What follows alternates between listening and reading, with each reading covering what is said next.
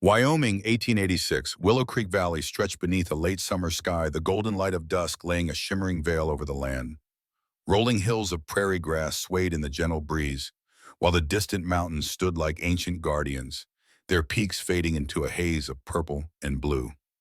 The air carried the scent of sage and wildflowers, along with the promise of autumn's approach. At the valley's edge stood Thatcher Ranch, its weathered wooden structures a testament to resilience against Wyoming's harsh seasons. The main house, a sturdy two-story building with a wide front porch, faced east toward the rising sun.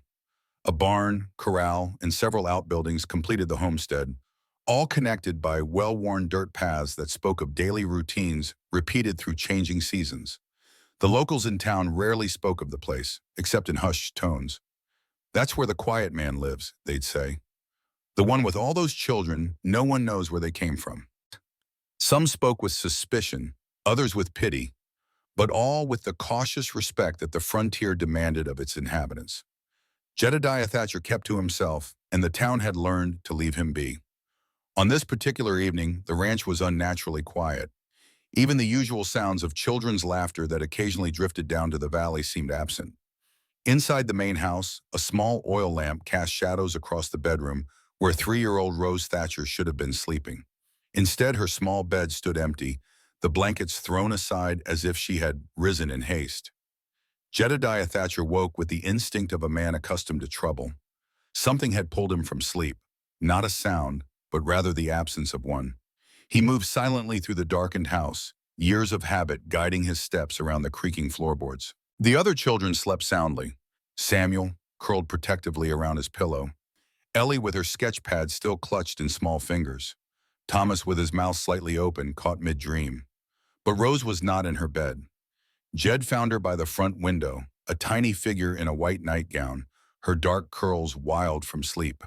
Her small hand rested against the glass, and in the faint moonlight, her eyes seemed unnaturally bright, focused on the distant road that led to town. "Rose," he whispered, kneeling beside her. "What are you doing up, little one?" She didn't turn to look at him, her gaze fixed on something only she could see.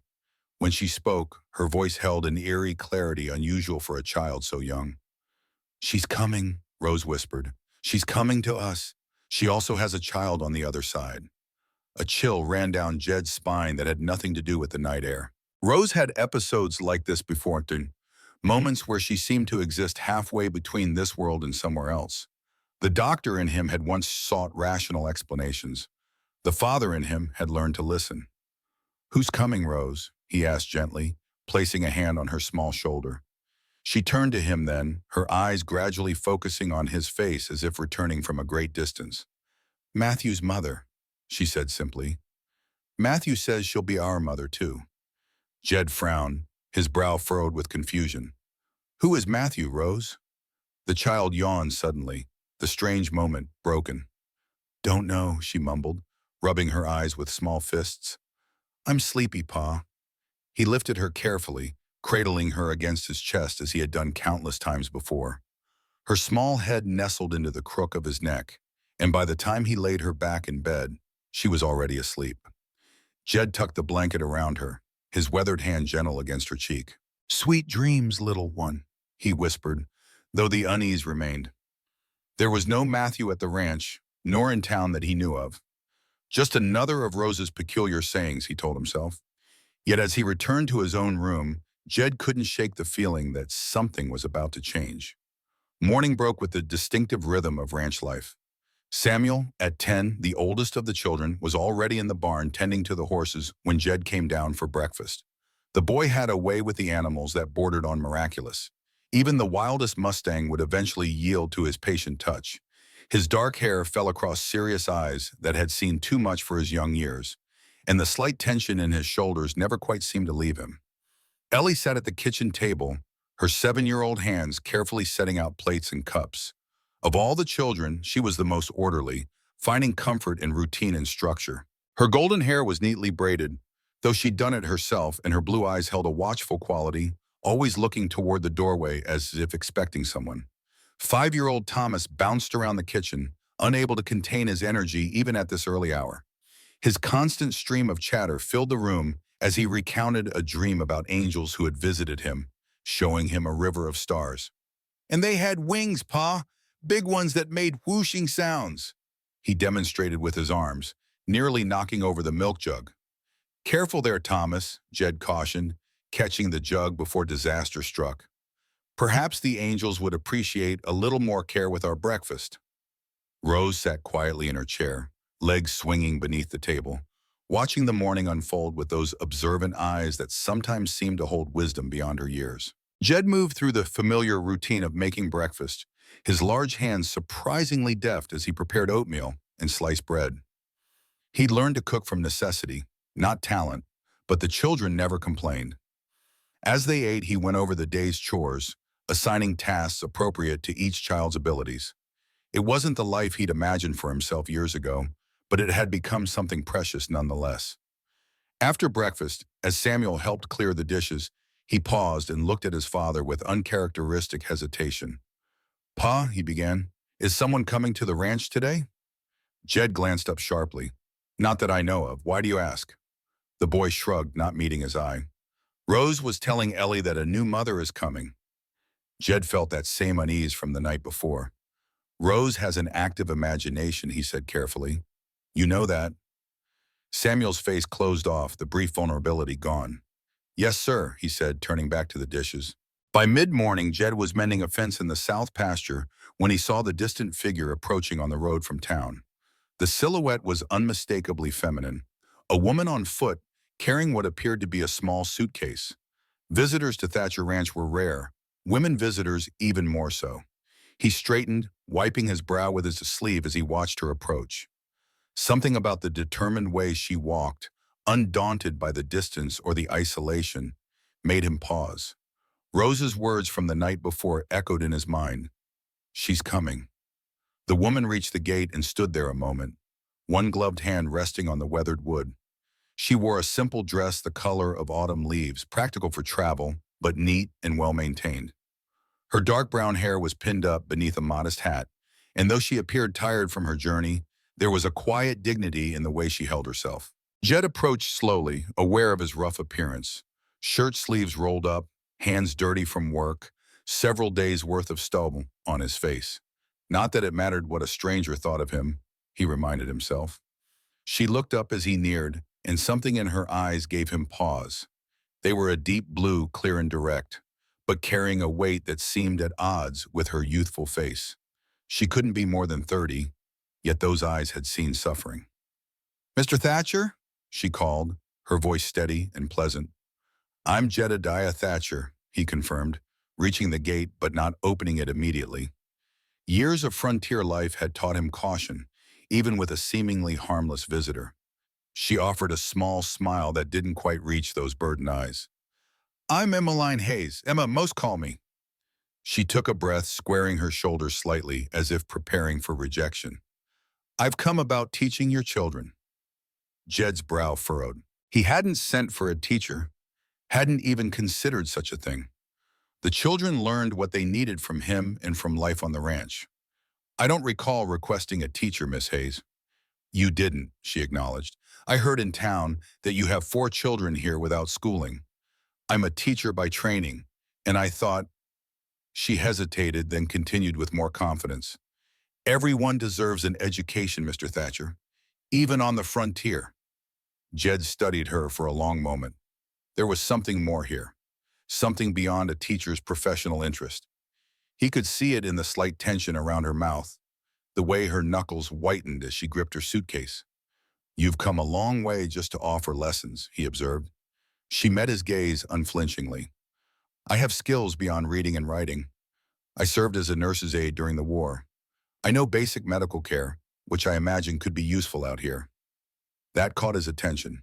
The nearest doctor was in town, a half-day's ride away, and not someone Jed was eager to call upon. He unlatched the gate, opening it with a creak of metal. "Come in, Miss Hayes. We can discuss this further." As they walked toward the house, Jed noticed the children had gathered on the porch.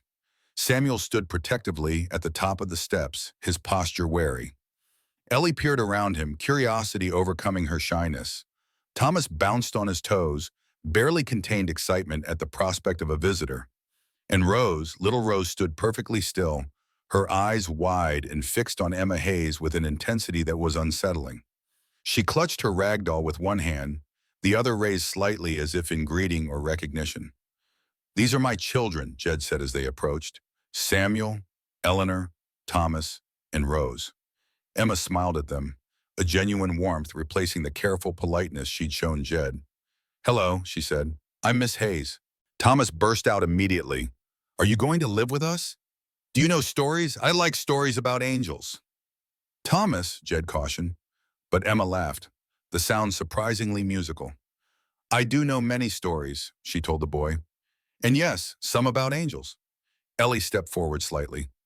"Can you teach drawing, ma'am?" "I can," Emma nodded. "I'm not a great artist myself, but I know the principles." Samuel remained silent, assessing the newcomer with a gaze too old for his years. Rose simply stared, unblinking. Jed ushered them all inside, an unusual disruption to their routine. He sent the children to wash up and prepare for lunch, while he showed Emma to the parlor, a rarely used room that still maintained some semblance of formality. "They seem like wonderful children," Emma said once they were seated, her hands folded neatly in her lap. "They are," Jed agreed, then asked the question that had been on his mind since she arrived. "Have you had children of your own, Miss Hayes?" The question struck her like a physical blow. He watched as she paled slightly, her composed facade cracking, before she gathered herself again. When she spoke, her voice was steady but threaded with a sorrow so deep it seemed bottomless. "I cannot have children, Mr. Thatcher," she said simply, "but I will raise them with the love of a mother." Something shifted in Jed's perception. He recognized that particular grief, having carried his own version of it for years. This wasn't just a teacher looking for employment. This was a woman seeking healing, purpose, perhaps even redemption. For the first time since she arrived, he offered a small smile. "Good," he said softly. "I've got enough kids for both of us." The surprise in her eyes was worth the rare moment of openness. Before she could respond, they were interrupted by Thomas barreling into the room, followed more sedately by the other children. "Pa says you're going to teach us," Samuel said, addressing Emma directly for the first time. His tone was neither welcoming nor hostile, merely assessing. "If your father agrees," Emma responded, looking to Jed. He nodded slowly. "We'll try it for a while. Miss Hayes can use the small bedroom by the kitchen. Samuel, help bring in her suitcase." The boy nodded and went outside to fetch the luggage. Ellie nervously offered to show Emma where she would sleep. Thomas immediately began pestering her about when lessons would start. Only Rose remained apart, watching the scene with those unnervingly knowing eyes. As Emma passed by her to follow Ellie, the little girl reached out suddenly and touched her hand. "Matthew has blue eyes like you," she said clearly. Emma froze, her face draining of color. "What did you say?" she whispered. Rose simply smiled, a child's innocent expression that somehow seemed ancient. "He likes blue. It's his favorite." Jed stepped forward, concerned by Emma's reaction. "Rose, that's enough. Go help Ellie." The child skipped away obediently, leaving Emma standing rigid, her breathing shallow. "Miss Hayes?" Jed asked quietly. "Are you well?" She seemed to come back to herself with effort. "Yes," she managed. "Yes, I'm fine. Just tired from the journey, I expect." But as she followed Ellie toward her new room, Jed saw her hand trembling against the fabric of her skirt. Rose's words had affected her deeply, and he couldn't help but wonder why. Who was Matthew? And how could Rose possibly know a name that would shake this composed woman to her core? Emma's small bedroom was simple but clean, with a narrow bed, a washstand, and a chest of drawers. A window looked out toward the east, where the land stretched toward distant hills. She stood in the center of the room after Ellie left, her composure finally breaking now that she was alone. Matthew. How could the child know that name? Emma's hands shook as she unpacked her few belongings, carefully placing her Bible on the bedside table. Inside it, pressed between the pages of Psalms, was a small handkerchief embroidered with the name Matthew and a date, all she had left of her son. She sat heavily on the bed, removing her hat and pins to release her hair from its tight arrangement.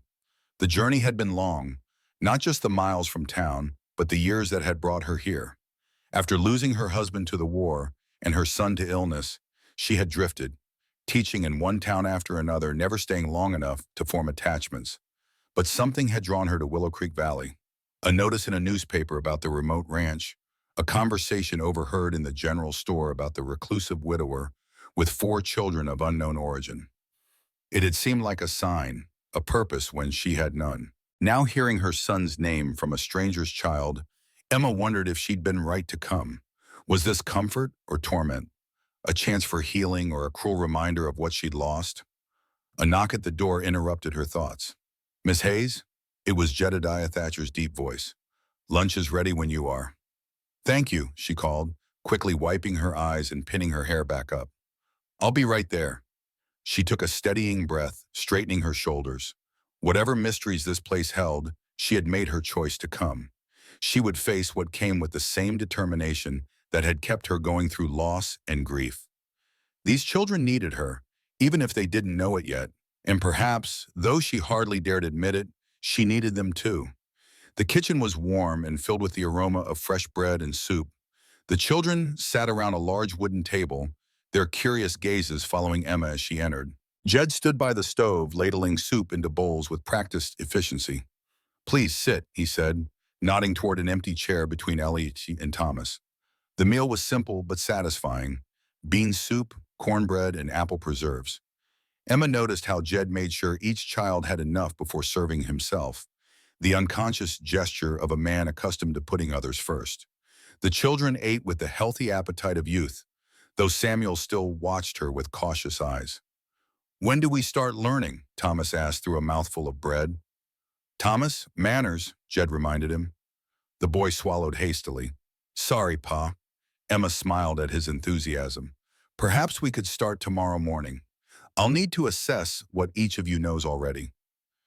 "I can write my letters," Ellie said softly. "Pa taught me." "That's wonderful," Emma encouraged. "We'll build on that." "What about me?" Thomas asked. "I want to learn everything."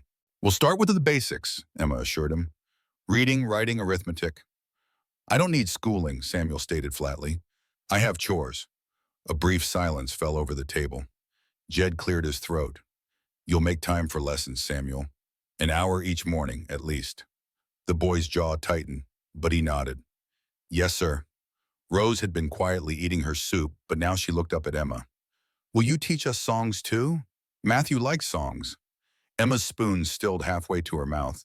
She carefully set it down, willing her voice to remain steady. "Yes," she said. "Songs are important for learning." "Who's Matthew, Rose?" Jed asked gently. The little girl shrugged, returning to her soup. "The boy who visits me. He's nice." Jed and Emma exchanged a look across the table, his concerned, hers unreadable. After lunch, Jed returned to his chores, taking Samuel with him. Ellie offered to show Emma around the house, while Thomas trailed behind them, filling the air with endless questions. Rose disappeared into the parlor, where Emma later found her talking softly to her rag doll. The afternoon passed in a blur of introductions to the house, the routines, the personalities of the children. By evening, Emma felt both exhausted and strangely alive. There was purpose here, work to be done, lives to touch. At dinner, Jed asked her about her plans for teaching. "I believe in practical education," she explained. "Reading and writing, certainly, but also skills they can use in daily life. Mathematics through measuring and building, science through gardening and animal care." He nodded approvingly. "That makes sense for ranch life." "I'd like to see what books you have, if any," she continued. "And perhaps we could set up a proper schoolroom eventually. Even just a corner of the parlor would do to start. And then—" "The parlor's fine," Jed agreed. "It doesn't get much use otherwise." As they discussed logistics, Emma noticed Samuel's growing discomfort. The boy pushed his food around his plate, his expression increasingly closed. "Samuel," she said gently, "I'd like your input too. What would you be interested in learning?" He looked up, surprised at being addressed directly. "I don't know, ma'am," he said stiffly. "Samuel's good with horses," Jed offered. "Has a real gift." "Then perhaps we could incorporate that," Emma suggested. "There are books about horses, their care and training. History too, the role of horses in exploration and settlement." A flicker of interest crossed Samuel's face before he masked it. "Maybe," he conceded. It was a small victory, but Emma counted it nonetheless. After dinner, Jed supervised the children's bedtime routine, while Emma prepared for the next day, inventorying the few books she'd brought and planning initial lessons. Later, she joined Jed on the porch as darkness settled over the land. The vastness of the night sky never failed to humble her, especially here where no city lights dimmed the glory of the stars. They sat in comfortable silence for a while, the only sounds the chirping of crickets and the occasional soft whicker from the horses in the barn. "They're good children," Emma said finally. "You've done well with them." Jed's profile was stoic in the faint moonlight. "They came to me good," he said. "I just try not to ruin them." "How long have they been with you?" she ventured. He was quiet for so long she thought he might not answer. Then his deep voice rumbled through the darkness. "Samuel came first, about 4 years ago. Found him wandering after a barn fire took his folks. Wouldn't speak for months." Jed's hands rested on his knees, large and capable. Ellie was left at the church doorstep with a note saying her mama would come back when she could. That was 3 years ago. He sighed, looking out toward the darkness. Thomas's mother died in the spring epidemic last year. His pa had already passed in a mining accident. And Rose, his voice softened. Her father was hanged for horse theft. Mother disappeared. She wasn't even a year old. Emma absorbed this in silence, understanding more clearly now the odd family dynamic. "And you took them all in," she said. Not a question, but a statement filled with quiet admiration. Jed shrugged, uncomfortable with the implied praise. "Seemed the thing to do." "Most men wouldn't," she observed. "Most men haven't seen what I have," he replied cryptically, then stood. "It's getting late. First day of school tomorrow." She recognized the deflection but didn't press. "Yes, indeed. Good night, Mr. Thatcher." "Jed," he said. "Just Jed is fine out here." "Good night, Jed," she amended with a small smile. "And thank you for the opportunity." He nodded once, a man of few words, and disappeared inside, leaving Emma alone with the stars and her thoughts. That night, Emma slept fitfully, her dreams a confused jumble of memories and anxieties. She woke several times, disoriented in the unfamiliar room, before falling back into uneasy slumber. In the darkest hour before dawn, she was startled fully awake by the sound of small feet padding across the wooden floor. Opening her eyes, she saw a tiny white-clad figure standing by her bed. Rose, her dark curls wild, eyes wide and unseeing. "Rose?" Emma whispered, sitting up slowly so as not to frighten the child. Rose didn't respond, her gaze fixed on some middle distance. She was sleepwalking, Emma realized.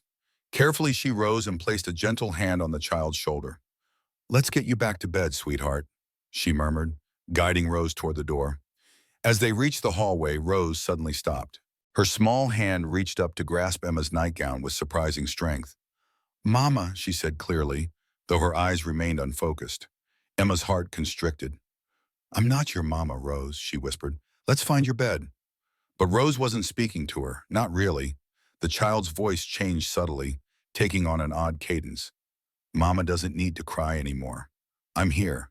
Matthew says Mama has come to the right place." A chill ran down Emma's spine. She knelt before the child, searching that small face for some explanation. "Rose, how do you know that name? Who is Matthew to you?" For a moment, Rose's eyes seemed to focus. She smiled, a sweet, sleepy expression. "He's my friend. He says you're his mama." Emmy's hands trembled as she reached into the pocket of her nightgown and withdrew the small handkerchief she always kept with her. She unfolded it carefully, revealing the embroidered name. "This Matthew?" she asked, her voice barely audible.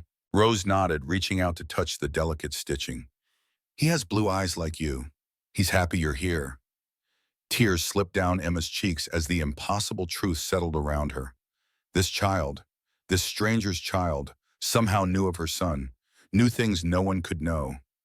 "Oh, Rose," she whispered, gathering the small form into her arms. "Oh, my dear child." Rose leaned into the embrace, resting her head against Emma's shoulder with the easy trust of childhood. "He says to tell you he loves you," she murmured, her eyes drifting closed again. "He's not hurting anymore." Emma held the child as tears flowed freely, years of carefully maintained composure crumbling in the quiet hallway. When Rose's breathing deepened into sleep, Emma gently carried her back to her small bed, tucking the covers around her with trembling hands. Returning to her own room, Emma sat on the edge of the bed, the handkerchief clutched in her fingers. She had come to Thatcher Ranch seeking purpose, a way to use her maternal instincts that would never have their natural outlet. She never expected to find a connection to her lost child, a message from beyond that defied rational explanation. "Matthew," she whispered to the darkness, "are you really here, my love?" No answer came but the soft whisper of wind through the trees outside her window. Yet somehow, for the first time since losing her son, Emma felt not quite so alone in her grief. She slept then, deeply and without dreams, the handkerchief still clasped in her hand. Morning brought the normal sounds of a household stirring, children's voices, footsteps on the stairs, the clatter of pans in the kitchen. Emma dressed carefully, pinning her hair in a simple style suitable for teaching.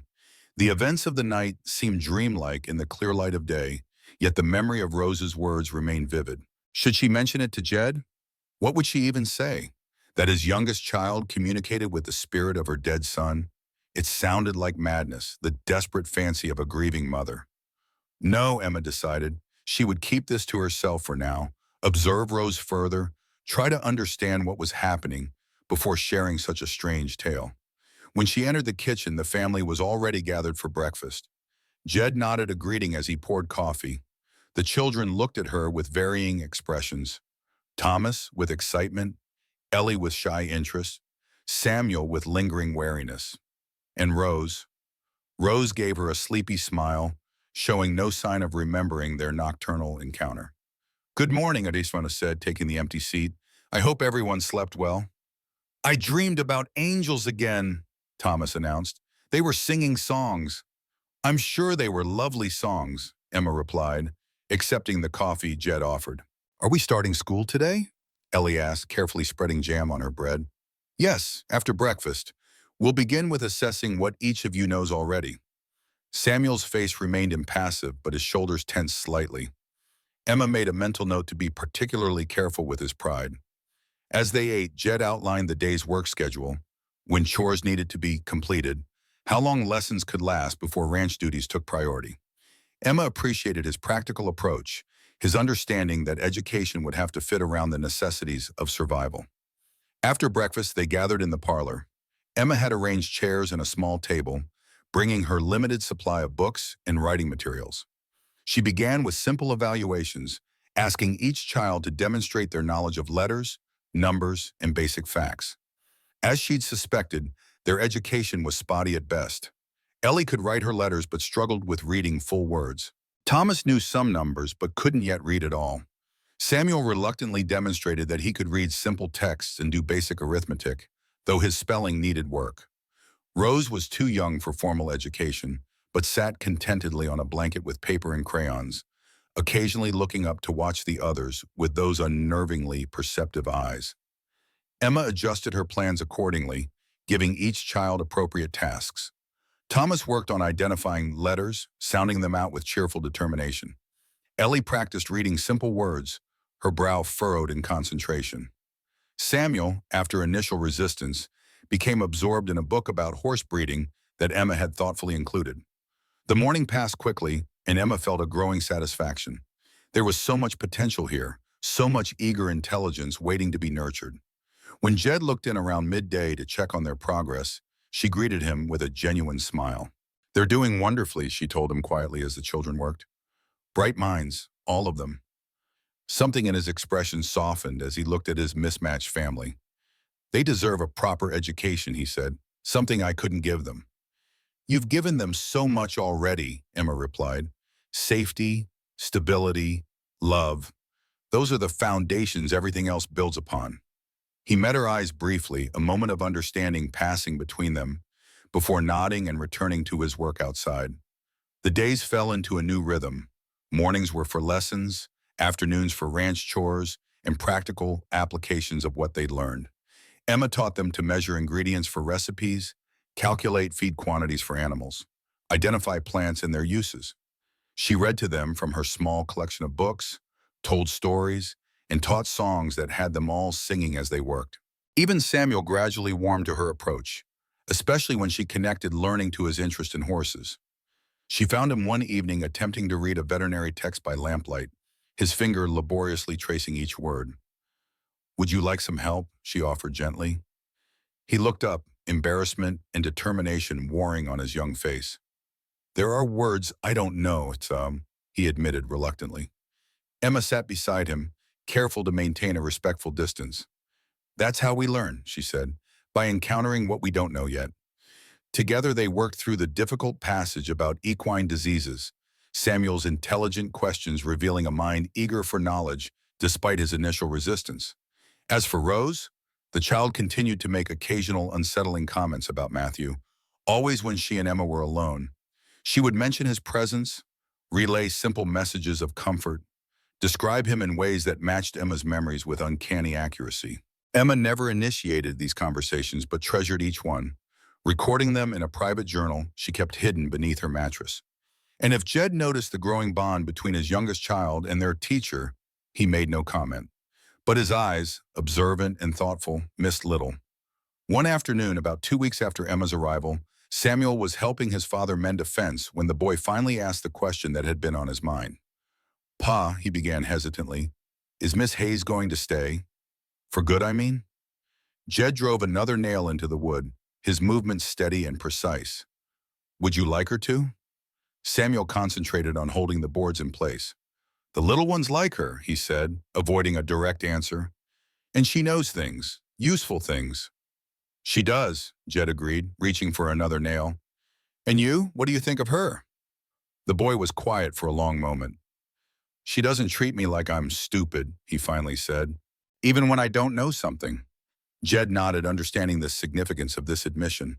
Of all the children, Samuel had been most resistant to Emma's presence, most protective of their established family unit. "She's a good teacher," Jed said carefully. "We're fortunate she came our way." Samuel gave him a sideways look, unusually perceptive. "You like her too," he observed.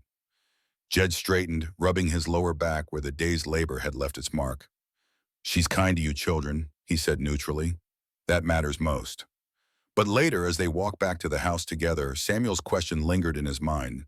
Was Emma Hayes going to stay? Jed hadn't considered the long term when he'd agreed to her teaching the children. He'd expected a temporary arrangement at best. Yet in just 2 weeks, she had become woven into the fabric of their daily life. The house felt different with her in it, warmer somehow, more alive. The children responded to her natural authority with growing respect. Even he found himself looking forward to their evening conversations on the porch, her insightful observations and gentle humor, a welcome change from his years of solitude. But there was a shadow in Emma Hayes's eyes, a sorrow she carried like a familiar weight. And sometimes when Rose spoke in that strange, knowing way of hers, Jed saw something close to fear cross Emma's face. There were mysteries here he didn't understand, currents running beneath the surface of their developing relationships. For now, though, things were working. The children were learning, the ranch was running smoothly, and if he sometimes found himself watching Emma's graceful movements as she taught or worked, well, that was his business alone. As September gave way to October, the first hints of autumn painted the valley in russet and gold. The air grew crisp, the nights cooler, and the rhythm of ranch life shifted in preparation for winter. Emma had been at Thatcher Ranch for nearly a month, her presence now an accepted part of their world. She sat on the porch steps one afternoon, watching Thomas and Ellie play a counting game she had taught them. Samuel was in the corral, working patiently with a young colt that had just been weaned. Rose sat beside Emma, humming softly as she arranged pebbles and patterns that made sense only to her. It was a peaceful moment, one that Emma had come to treasure. She hadn't expected to find such contentment here, hadn't dared hope for the sense of belonging that was gradually taking root in her heart. The tranquility was broken by the approach of a wagon on the distant road, an unusual sight at the isolated ranch. Emma shaded her eyes, trying to make out who might be visiting. "Children," she called, "someone's coming. Go fetch your father from the barn, please." Thomas ran off eagerly, always excited by visitors. Ellie gathered her papers carefully before following. Samuel had already noticed the wagon and was watching it with the wariness that characterized his approach to strangers.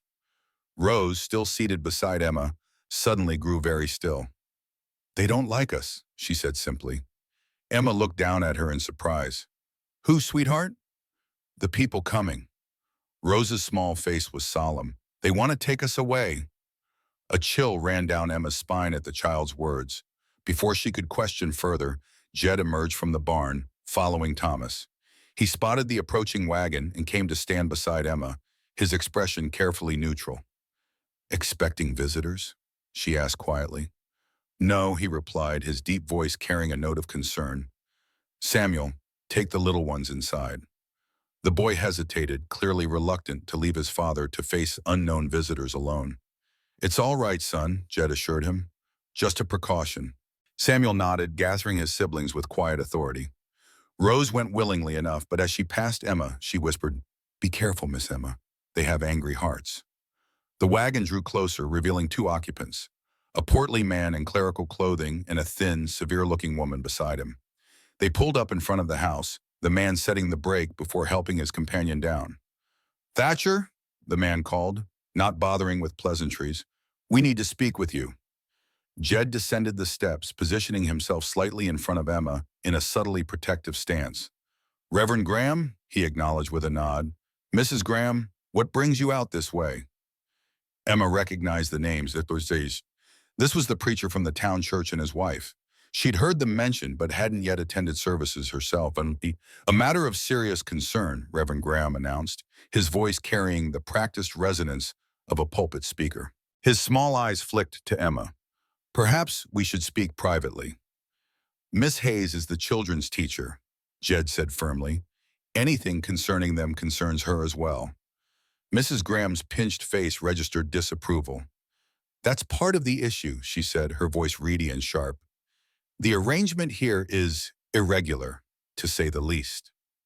Emma stepped forward, maintaining a polite smile despite the woman's tone. "I'm Emmeline Hayes," she introduced herself.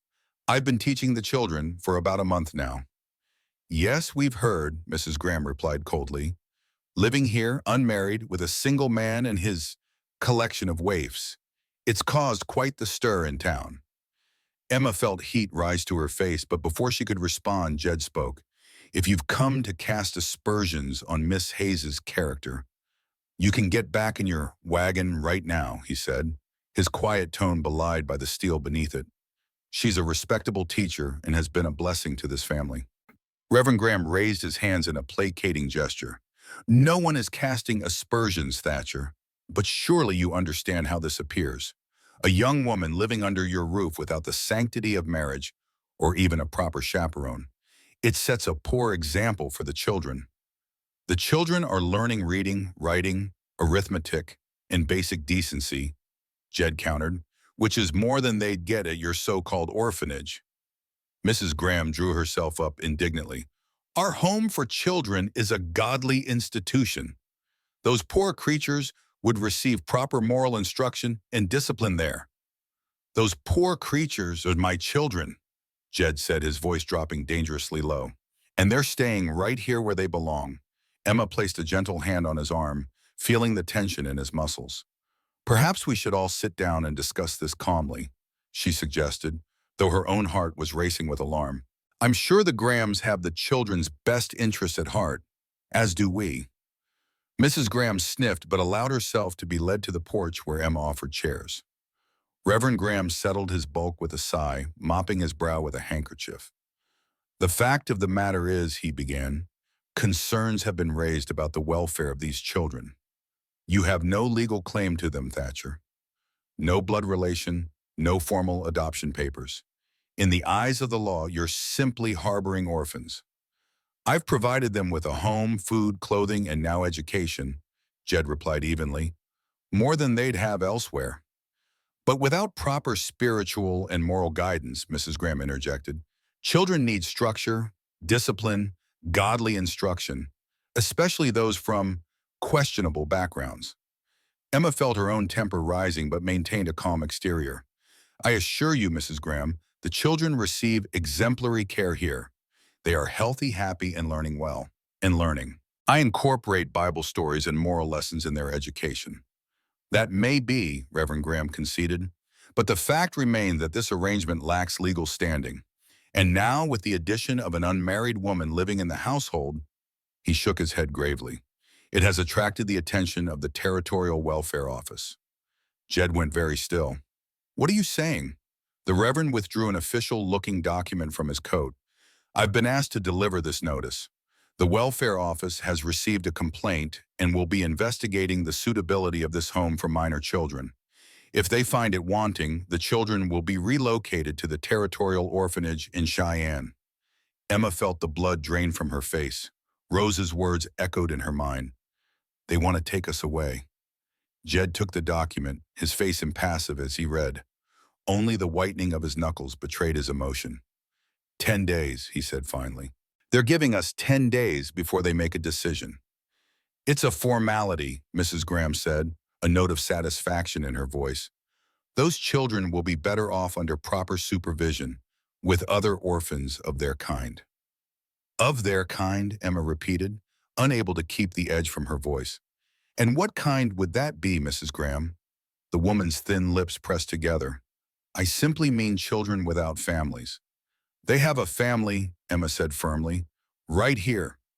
Reverend Graham stood, signaling an end to the discussion. The welfare officer will make that determination, Miss Hayes. In the meantime, I suggest you consider your own position carefully. A woman of good reputation would not remain in a situation that invites such speculation. As the Grahams departed, their wagon raising dust on the road back to town, Emma and Jed stood in silence. The peaceful afternoon had been shattered, the future suddenly uncertain. They can't really take them, can they? Emma asked quietly. Jed refolded the notice, his movements deliberate and controlled. They can try, he said, and in those 3 words, Emma heard a promise and a warning. From the window above, 4 small faces watched the wagon disappear, their expressions solemn.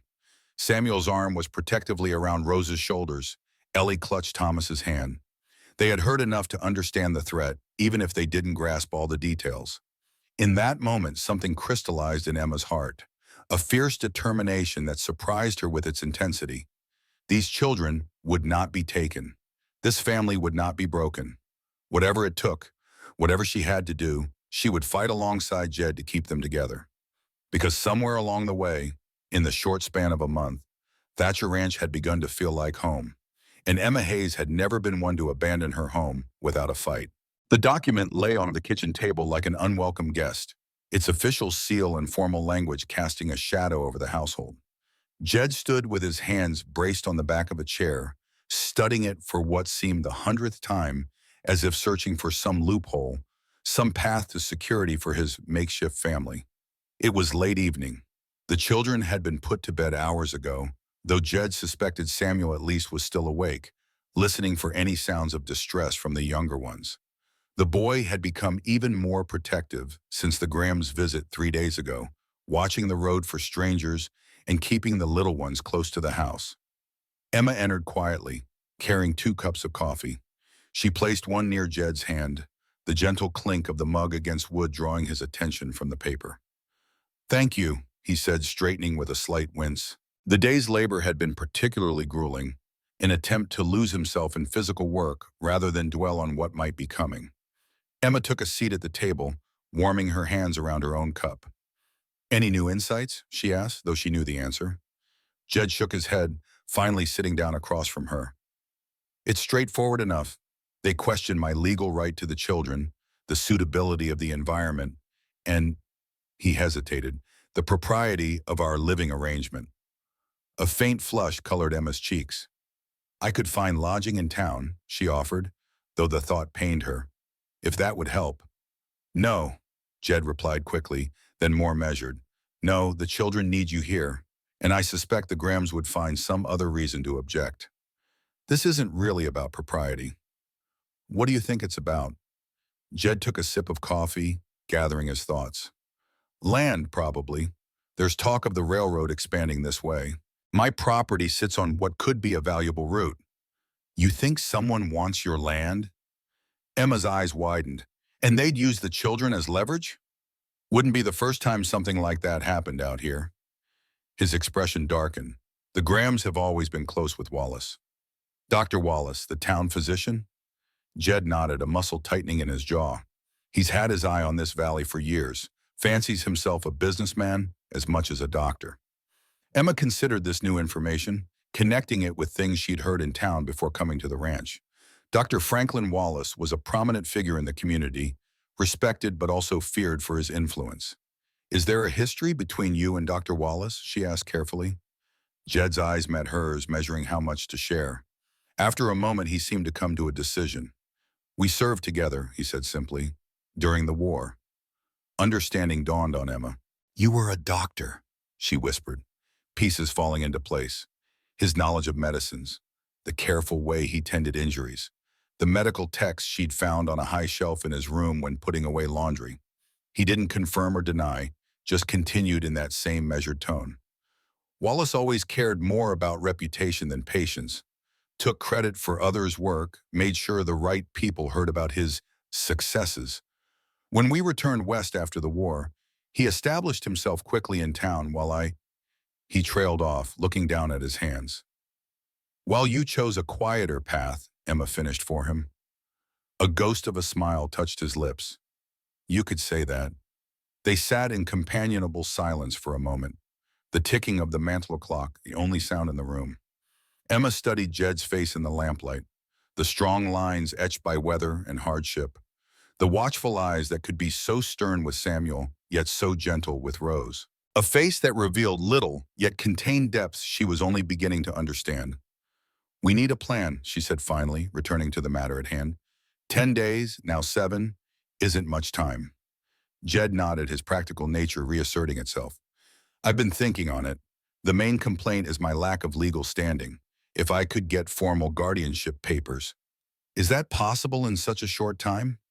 "Not normally, no, but a Judge Morris in the next county owes me a favor. He's a fair man, might be willing to expedite matters." Emma leaned forward eagerly. "That's something at least. What else?"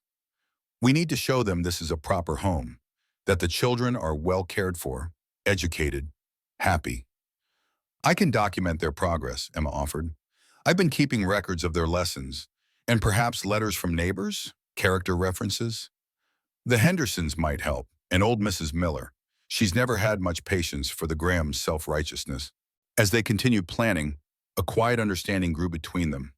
Whatever their individual reasons for being at the ranch, they were now united in purpose, to protect the children who had become precious to them both. When Emma finally retired to her room after midnight, she found herself reluctant to sleep despite her exhaustion. Instead, she sat at the small desk Jed had moved into her room the previous week and began writing letters to potential allies, documentation of the children's education, and finally entries in her private journal. October 12, 1886. Rose spoke of Matthew again today. She said he was happy that I was fighting for her and her siblings, that I was exactly where I needed to be. How can a child of 3 know such things? How can she speak words that seem to come directly from my son's heart? I find myself caught between fear and wonder. If I allow myself to believe that Matthew's spirit somehow communicates through Rose, what does that mean for everything I thought I understood about life and death? And yet, if I deny it, am I closing myself to a precious gift, a connection to my child that defies explanation? Jed notices more than he says. I've seen him watching when Rose whispers to me, curiosity and concern in his eyes. But he doesn't press, doesn't demand explanations. There is a gentle patience to him that belies his rough exterior. Now, with this threat to the children, I find myself more determined than ever to remain here. These past weeks have given me purpose I haven't felt since Matthew's death. These children need me. And perhaps, though I hardly dare admit it, I need them too. Even Samuel has begun to accept me in his cautious way. Today he brought me a book about local plants, asking if I could help him identify a herb that might soothe his colt's cough. Such a serious boy, carrying the weight of protection on such young shoulders. I cannot, will not, let them be taken away. Whatever it takes, this family must remain together. She closed the journal, securing it in its hiding place before preparing for bed. Outside her window, the vast Wyoming sky sparkled with stars, indifferent to the human concerns below. Emma found herself whispering a prayer, not the formal prayers of her upbringing, but a simple, heartfelt plea for guidance and strength in the days to come. As sleep finally claimed her, Her last conscious thought was of Jed's face in the lamplight, the rare vulnerability he had shown in sharing even that small piece of his past. There were depths to Jedediah Thatcher that few were privileged to see. Emma felt oddly honored to have glimpsed beneath the surface, and curious to know more of the man who had created this haven for lost children. The next morning arrived crisp and clear, autumn painting the valley in vivid hues of russet and gold. Emma rose early, knowing there was much to be done. She dressed quickly in her most practical skirt and shirtwaist, pinning her hair in a simple style that would stay neat through a busy day.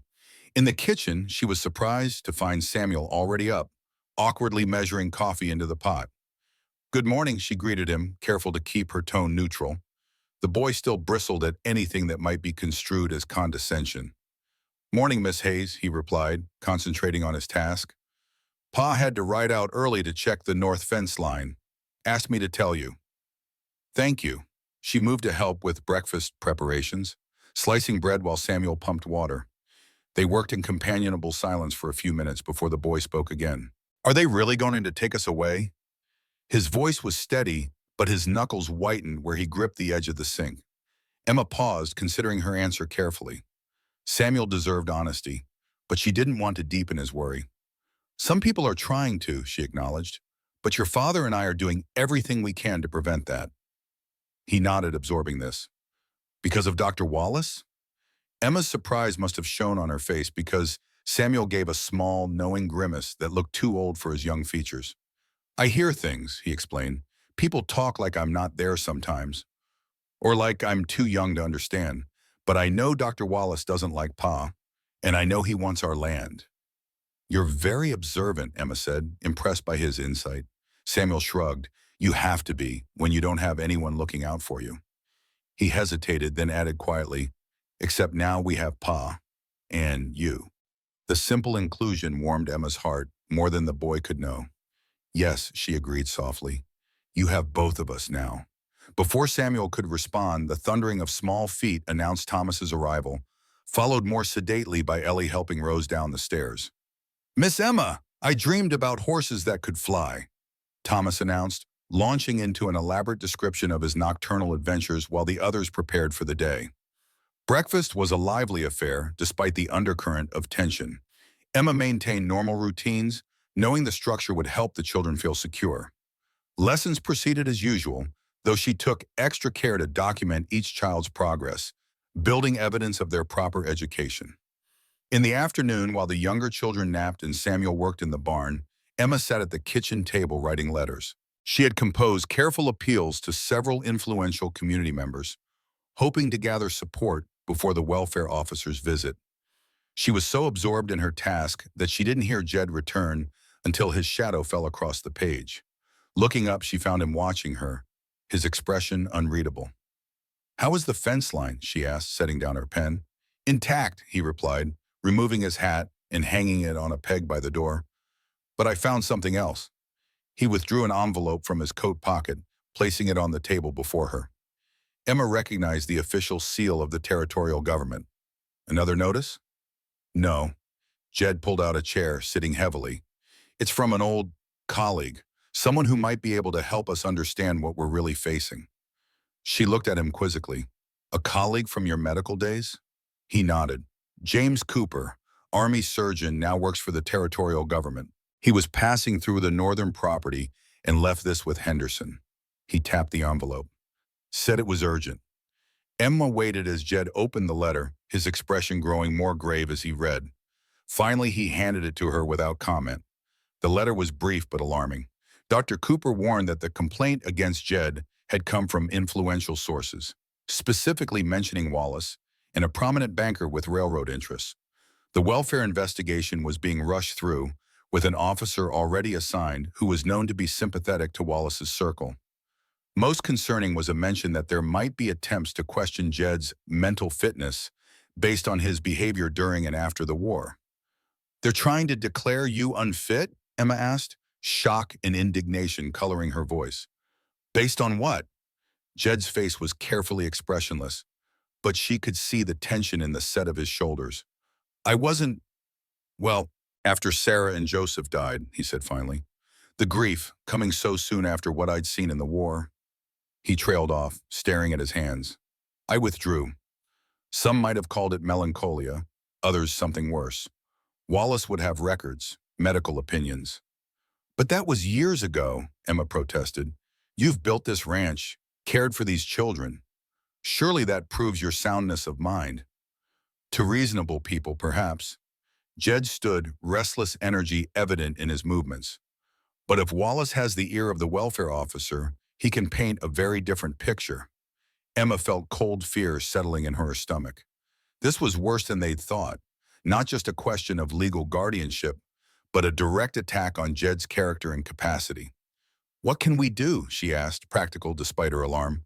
Cooper says he'll help however he can, but his position limits him. He suggests we gather as many character witnesses as possible. And Jed hesitated.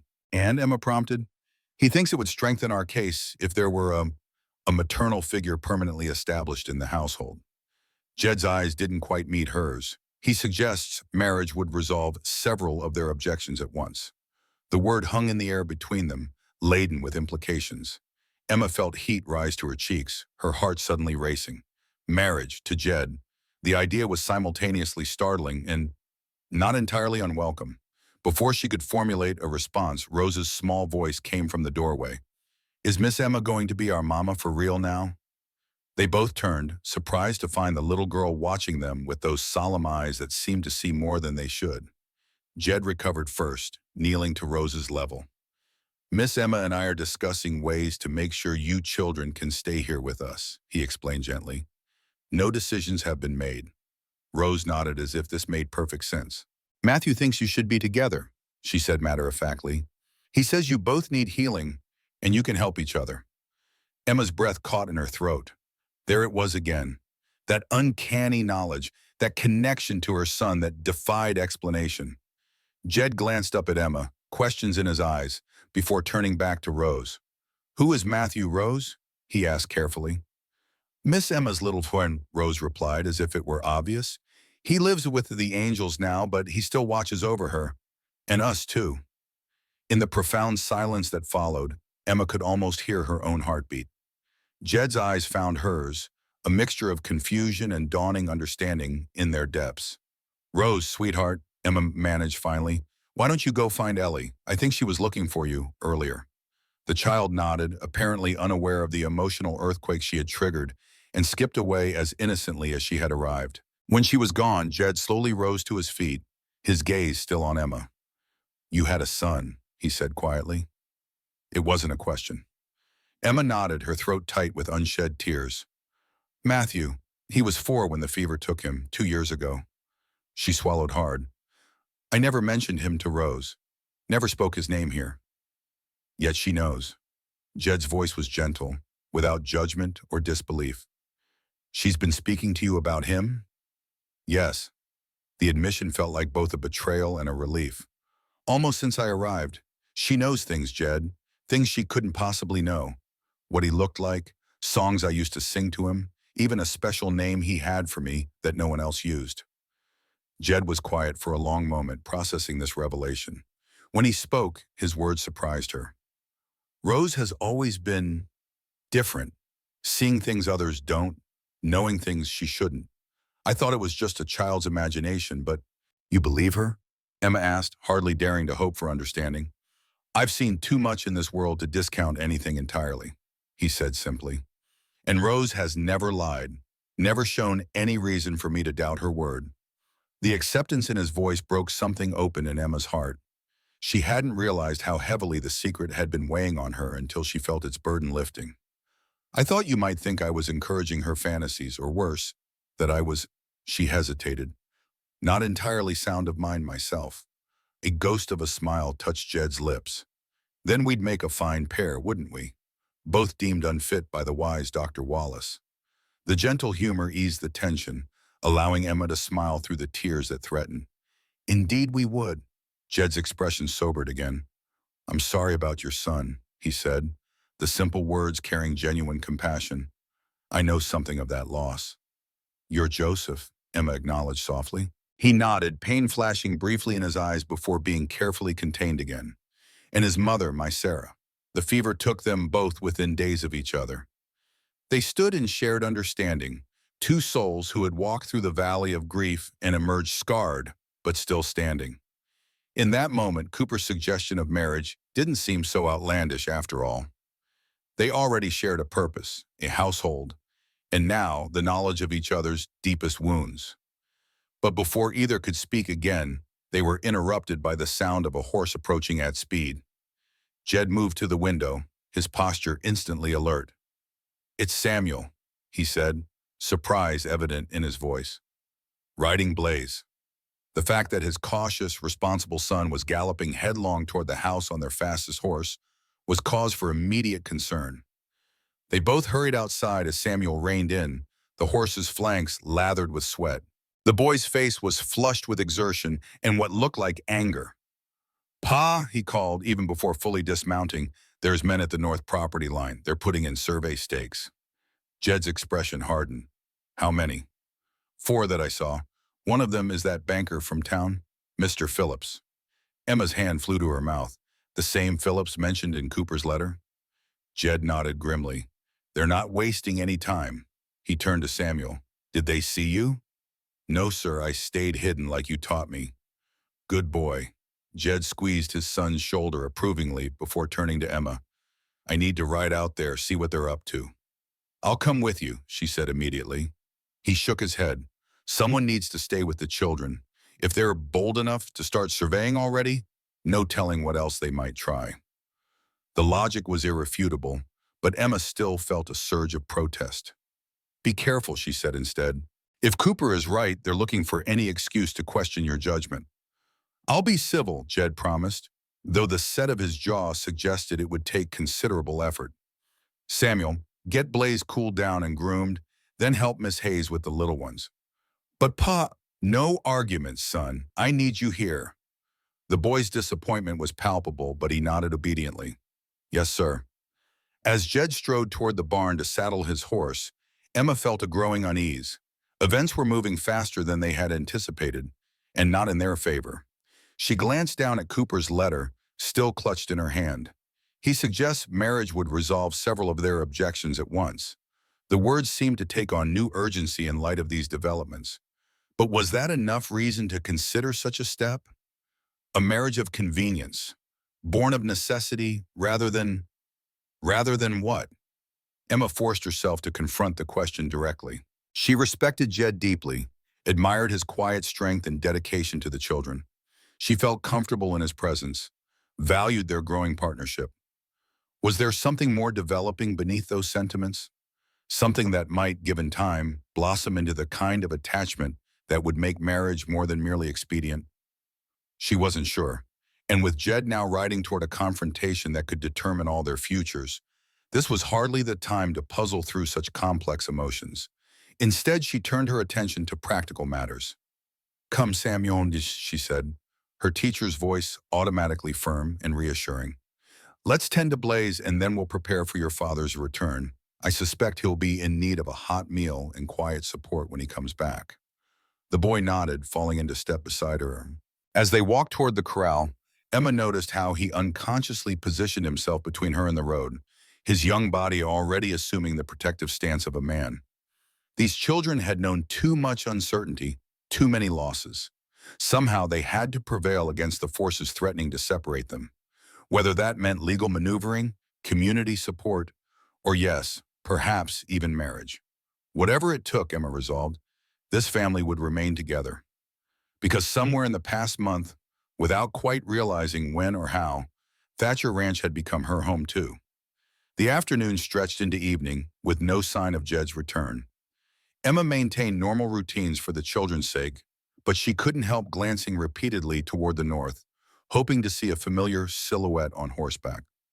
Thomas and Ellie sensed the tension despite her efforts, becoming clingy and fretful. Only Rose seemed unnaturally calm, sitting by the window with her rag doll, occasionally whispering what appeared to be reassurances to the inanimate companion. Samuel divided his time between watchful patrols of the yard and helping Emma with household tasks. His silent support touched her deeply, especially knowing how hard it was for the proud boy to accept her authority. After putting the younger children to bed, Emma sat on the porch, wrapped in a shawl against the autumn chill. Samuel joined her, his rifle across his knees, a stark reminder of the frontier realities that shape these children's lives. Pa taught me to shoot when I was 7, he said, following her gaze to the weapon. Said a man needs to know how to protect his family. Your father is a wise man, Emma replied carefully. While she might have philosophical objections to a child handling firearms, this was not the world of her Eastern upbringing. Here, such skills could mean survival. He'll be all right, Samuel said after a while, though whether he was reassuring her or himself wasn't clear. Pa can handle himself. I know, Emma agreed, though worry still gnawed at her. He's very capable. The boy was quiet for so long that she thought the conversation had ended. Then in a voice barely above a whisper, he said, I can't go back to an orphanage, Miss Hayes, and I won't let them take the little ones either. The fierce determination in his young voice broke Emma's heart. It won't come to that, she promised, praying she could keep her word. If it does, Samuel continued, his gaze fixed on the darkening landscape, I'll take them. We can make it on our own. I've been learning from Pa how to hunt, how to find water, how to build shelter. Emma gently laid her hand on his tense shoulder. Samuel, look at me. When he reluctantly turned, she met his eyes directly. You won't have to do that. Your father and I are going to fix this. The 4 of you will stay together here where you belong. Something in her tone must have conveyed her own determination, because the boy's posture relaxed slightly. You really care about us, don't you? He asked, a trace of wonder in his voice. Yes, she said simply. Very much. Before he could respond, the sound of approaching hoofbeats drew their attention. Samuel was on his feet instantly, rifle at the ready, peering into the twilight. It's Pa, he said after a moment, relief evident in his voice. Riding slow, though. Emma stood as well, shading her eyes against the last rays of the setting sun. As Jed drew closer, she could see why he wasn't hurrying. His right arm was bound in a makeshift sling, and even in the fading light she could make out dark stains on his shirt. Samuel, fetch my medical kit from my room, she instructed, hurrying down the porch steps to meet Jed. Quickly, now.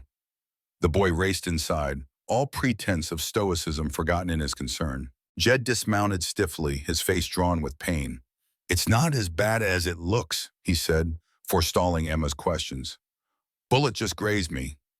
Bullet, Emma gasped, helping him toward the house. Jed, what happened? Phillips and his men took exception to my request that they vacate my property, he replied grimly. Words were exchanged, then shots. Did you, I didn't fire first, he said firmly, and I aimed for the ground in front of them, just to make them back off. But Phillips has a nervous trigger finger, it seems. By now they had reached the porch. Jed sank onto a chair, wincing as the movement jarred his injured arm. Samuel burst out of the house, Emma's medical bag clutched in his hands. Pa! The boy's face was pale with shock. I'm all right, son, Jed assured him. Just a scratch. Miss Hayes will fix me up good as new. Samuel hovered anxiously as Emma cut away Jed's shirt sleeve to reveal a deep furrow across his upper arm. The bleeding had slowed but not stopped entirely, and the wound was dirty from the ride home. This needs cleaning, she said, her nurse's training taking over. Samuel, I need hot water, clean cloths, and the whiskey from your father's desk drawer. The boy nodded solemnly and disappeared inside once more. You shouldn't have sent him for the whiskey, Jed murmured, a faint smile touching his lips despite the pain. He'll think it's for drinking, not disinfecting. Samuel is more responsible than many grown men I've known, Emma replied, carefully examining the wound, and he's seen enough of life to understand the difference. Jed's eyes held hers for a moment, something warm and appreciative in their depths. Yes, he agreed softly. He has.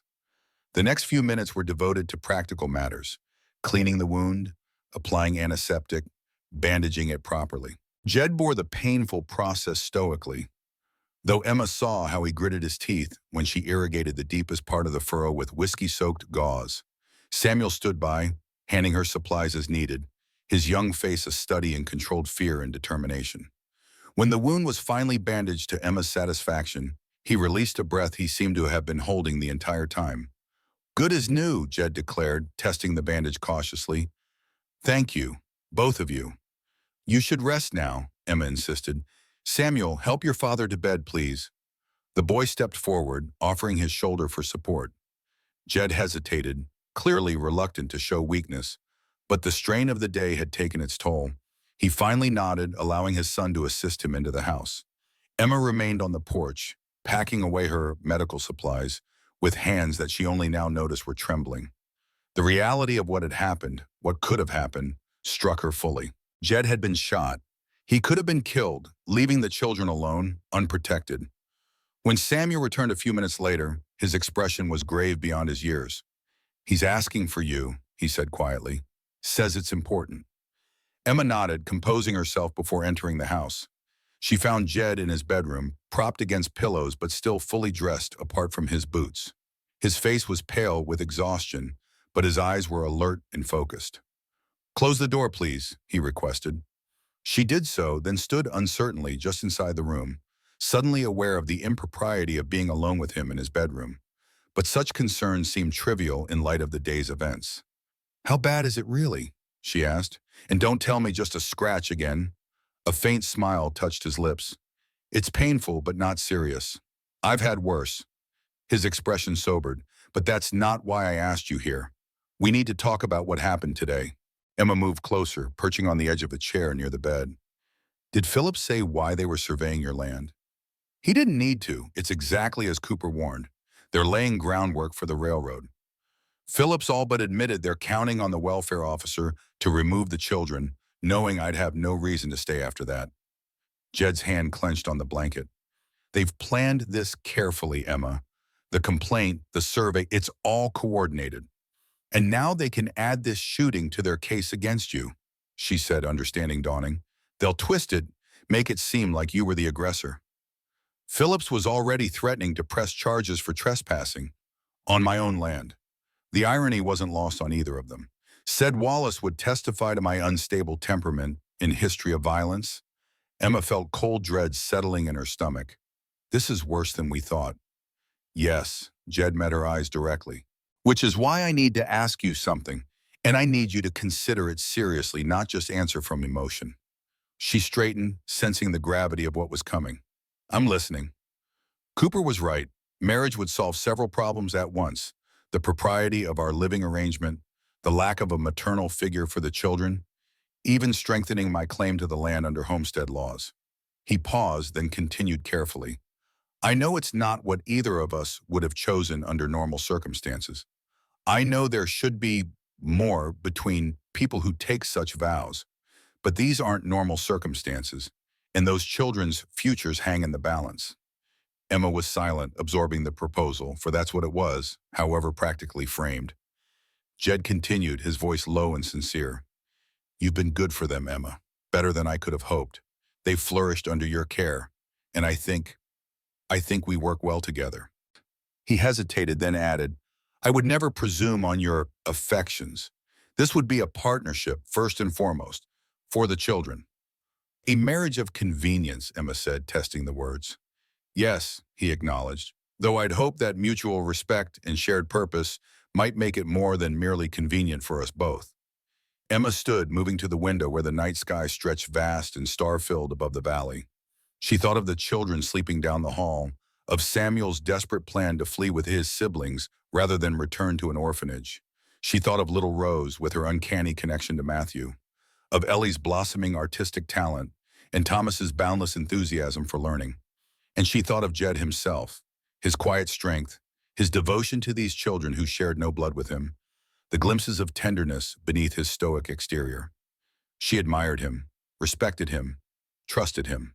Was that enough foundation for a marriage, even one entered into for practical reasons? The welfare officer comes in 4 days, Jed reminded her gently. We don't have long to decide. Emma turned back to face him, her decision crystallizing even as she spoke. I don't need 4 days, she said quietly. My answer is yes.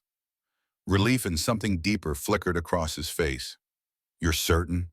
As certain as one can be about such a momentous step, she replied honestly. I care deeply for the children. I respect you and the home you have built here. And if marriage will help secure their future, our future, then yes, I'll marry you, Jedediah Thatcher. He held her gaze for a long moment, an unspoken communication passing between them. Then he nodded, solemn yet somehow lighter, as if a burden had been partially lifted. "Thank you," he said simply. "There's one condition," Emma added, surprising herself with her boldness. "I want us to be honest with each other. No secrets, no pretending. If we're to be partners in this life, even if it begins as an arrangement, I need to know I can trust you completely, and you must feel the same about me." "No secrets," Jed agreed. "You have my word." As if to seal this promise, he held out his hand. Emma crossed to the bed and took it, feeling the strength and calluses of a man who had built a life with those hands. His grip was warm and sure, enveloping her smaller hand completely. It wasn't a romantic gesture, yet Emma felt something shift between them in that simple touch. A covenant made, a future altered. They would face what came together, bound by choice rather than passion, by shared purpose rather than romantic love. Whether that was enough to withstand the forces gathering against them remained to be seen. But as Emma bid Jed goodnight and slipped from his room, she felt a curious sense of rightness settle over her. Marriage had not been in her plans when she came to Thatcher Ranch, but then neither had 4 children who needed her, nor a taciturn rancher with hidden depths who was now to be her husband. Life, it seemed, had other ideas about her future than she did. And perhaps, Emma thought as she paused to check on the sleeping children, that wasn't such a bad thing after all. The news of their engagement spread through the household like wildfire the next morning. Emma had barely finished dressing when a knock came at her door. Opening it, she found Ellie and Thomas standing there, eyes wide with excitement. "Are you really going to be our mama now?" Ellie asked, hope and wariness mingling in her expression. "Pa said you and him are getting married," Thomas added before Emma could answer, practically bouncing with energy. "He said we should call you Ma if we want to." Emma knelt to their level, touched by their enthusiasm yet aware of the delicacy of the situation. "Your father and I are going to be married, yes," she confirmed. "But I know I'm not replacing your real mothers. I would be honored if you wanted to call me Ma, but you should only do so if it feels right to you." Ellie studied her face seriously for a moment before nodding. "I think my real mama would want me to have a new one, since she can't come back." The simple wisdom of the child's statement brought tears to Emma's eyes. "That's very thoughtful, Ellie." "Can I call you Ma right now?" Thomas asked, practical as always. Emma laughed, the sound easing some of the emotion tightening her throat. "If you'd like to, yes." "Ma," he exclaimed as if testing the word. Then he threw his arms around her neck in an impulsive hug. "I like it." Ellie joined the embrace more tentatively, but with equal sincerity. As Emma held them close, she glanced up to see Rose watching from the doorway, her rag doll clutched to her chest. "Rose," she called softly, "would you like to come say good morning?" The little girl approached, her solemn eyes fixed on Emma's face. Without a word, she reached up to touch Emma's cheek, a gesture so tender it made Emma's heart ache. "Matthew is happy," Rose whispered. "He says now you won't be alone anymore." Emma gathered the child into the group embrace, letting the tears fall freely now. "Thank you, sweetheart," she murmured against Rose's curls. "Thank you for telling me." Only Samuel kept his distance, watching from the hallway with guarded eyes. When Emma looked up and met his gaze, he gave a small, non-committal nod before turning away. His acceptance, she knew, would take more time and proof of commitment. But it was a beginning. For all of them, a new chapter in the story of this unusual family. And as Emma rose to begin another day at Thatcher Ranch, her future home in more ways than she had imagined, she felt a sense of purpose and belonging that had been missing from her life for too long. Whatever challenges lay ahead, they would face them together, as a family. The day of the wedding dawned clear and crisp.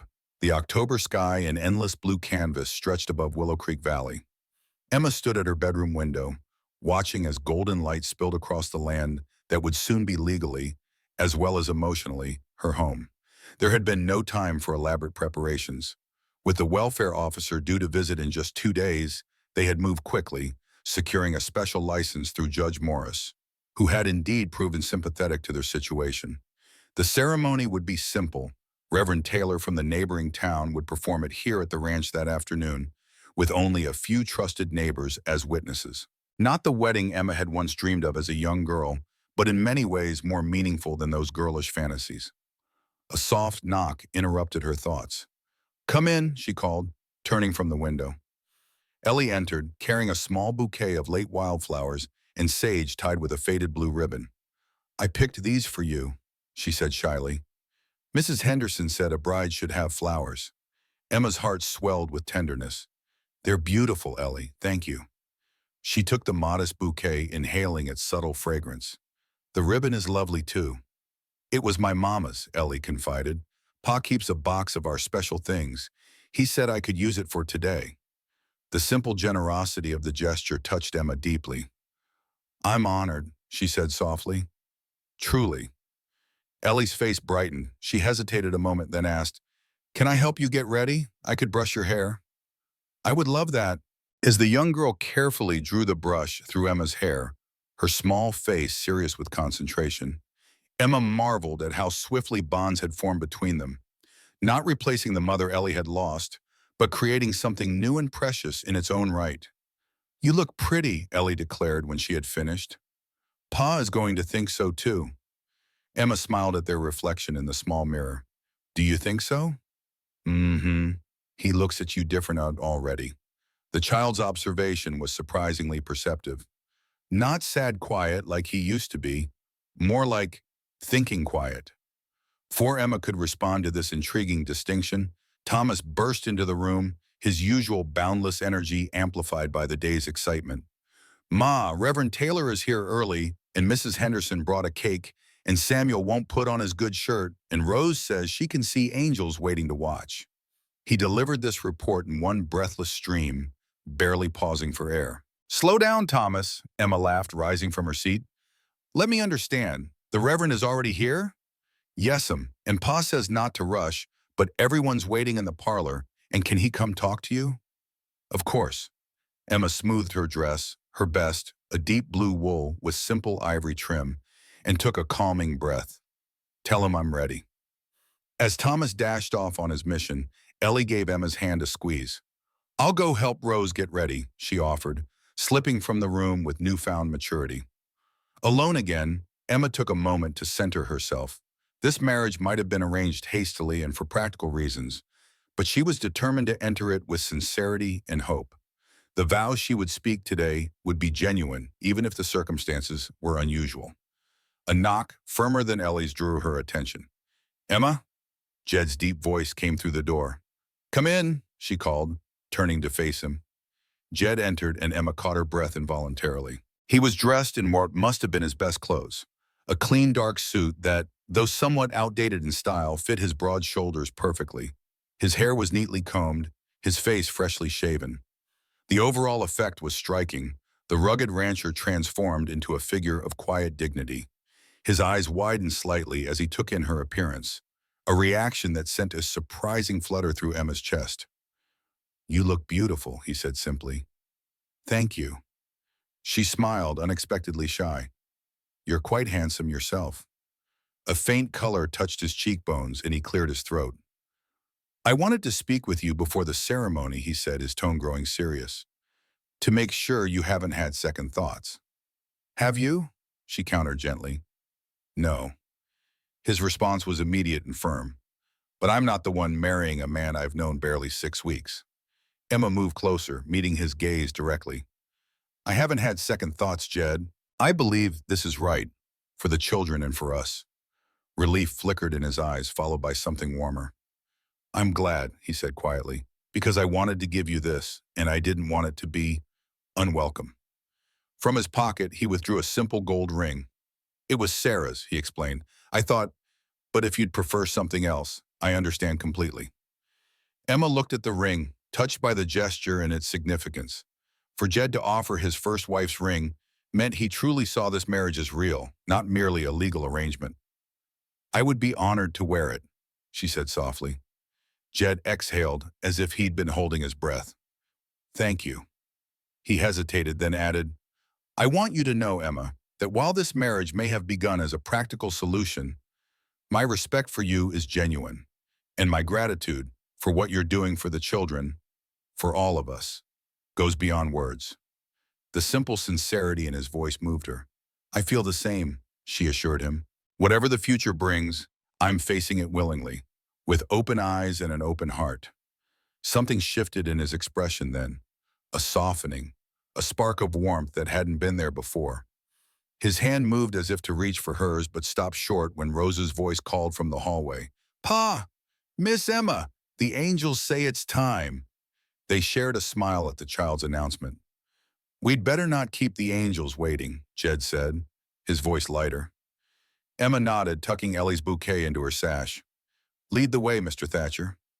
After you, soon to be Mrs. Thatcher. The title sent another flutter through her chest, unexpected but not unwelcome. As they walked down the hall together, Emma realized that somewhere amid the practical concerns and hasty arrangements, something had shifted between them. What had begun as an arrangement of convenience now carried seeds of something deeper, something that might, with time and nurturing, grow into a union of genuine affection and partnership. For now, that was more than enough to build upon. The parlor had been transformed for the occasion. Fresh pine boughs adorned the mantel, their spicy scent filling the room. Someone, likely Mrs. Henderson, had arranged white cloth over the side table to create a makeshift altar, upon which rested Jed's family Bible. The furniture had been rearranged to create an aisle of sorts, with the children seated in a row of chairs on one side, the small group of guests on the other. Samuel, despite Thomas's report, was indeed wearing his good shirt, though his expression remained guarded. Ellie beamed proudly, while Thomas could barely contain his excitement, swinging his legs and whispering to Rose beside him. The little girl sat perfectly still, her dark eyes wide and focused on something no one else could see. Reverend Taylor, a kindly older man with white hair and weathered features, stood waiting before the improvised altar. Mrs. Henderson and her husband occupied two chairs, along with old Mrs. Miller and, to Emma's surprise, Dr. Cooper, who had arrived that morning bearing both wedding gift and warning. The welfare officer would be accompanied by Dr. Wallace himself when he visited. But that was a concern for tomorrow. Today was for cementing their family bond, creating the legal and spiritual foundation they would need to face whatever challenges lay ahead. As Emma and Jed entered together, another departure from tradition in this most untraditional of weddings, the small assembly rose. There was no music, no formal procession, yet the moment carried its own solemn beauty. Dearly beloved, Reverend Taylor began, his voice resonant with decades of practice. We are gathered here in the sight of God and these witnesses to join this man and this woman in holy matrimony. The familiar words washed over Emma as she stood beside Jed, his solid presence reassuring. When the time came to recite their vows, she was surprised by the emotion that welled up as she promised to love, honor, and cherish this man who had become so important to her in such a short time. Jed's voice, when he spoke his vows, was steady and clear, his eyes never leaving hers. When he slipped Sarah's ring onto her finger, his hands were gentle, the simple gold band a perfect fit, as if meant to be there all along. By the authority vested in me, Reverend Taylor concluded, I now pronounce you husband and wife. What God has joined together, let no man put asunder. He smiled warmly. You may kiss your bride. A flicker of uncertainty crossed Jed's face. They hadn't discussed this part, but as their eyes met, a silent understanding passed between them. His hand rose to gently cup her cheek, and he leaned down to place a soft, chaste kiss upon her lips.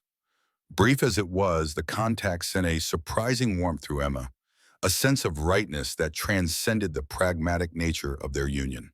When they turned to face their small audience, she felt a new confidence in the path they had chosen. Ladies and gentlemen, Reverend Taylor announced, I present to you Mr. and Mrs. Jedediah Thatcher. Thomas let out a whoop of delight, shattering any remaining formality. Even Samuel's stoic expression cracked into a reluctant smile as Ellie hugged Rose, both girls giggling with excitement. Mrs. Henderson bustled forward with the congratulations and directions to the dining room, where she had indeed set up a small cake alongside other refreshments. As the adults moved to follow, Rose tugged at Emma's skirt. The angels are clapping, she whispered earnestly, and Matthew says to tell you he's happy you found a new family.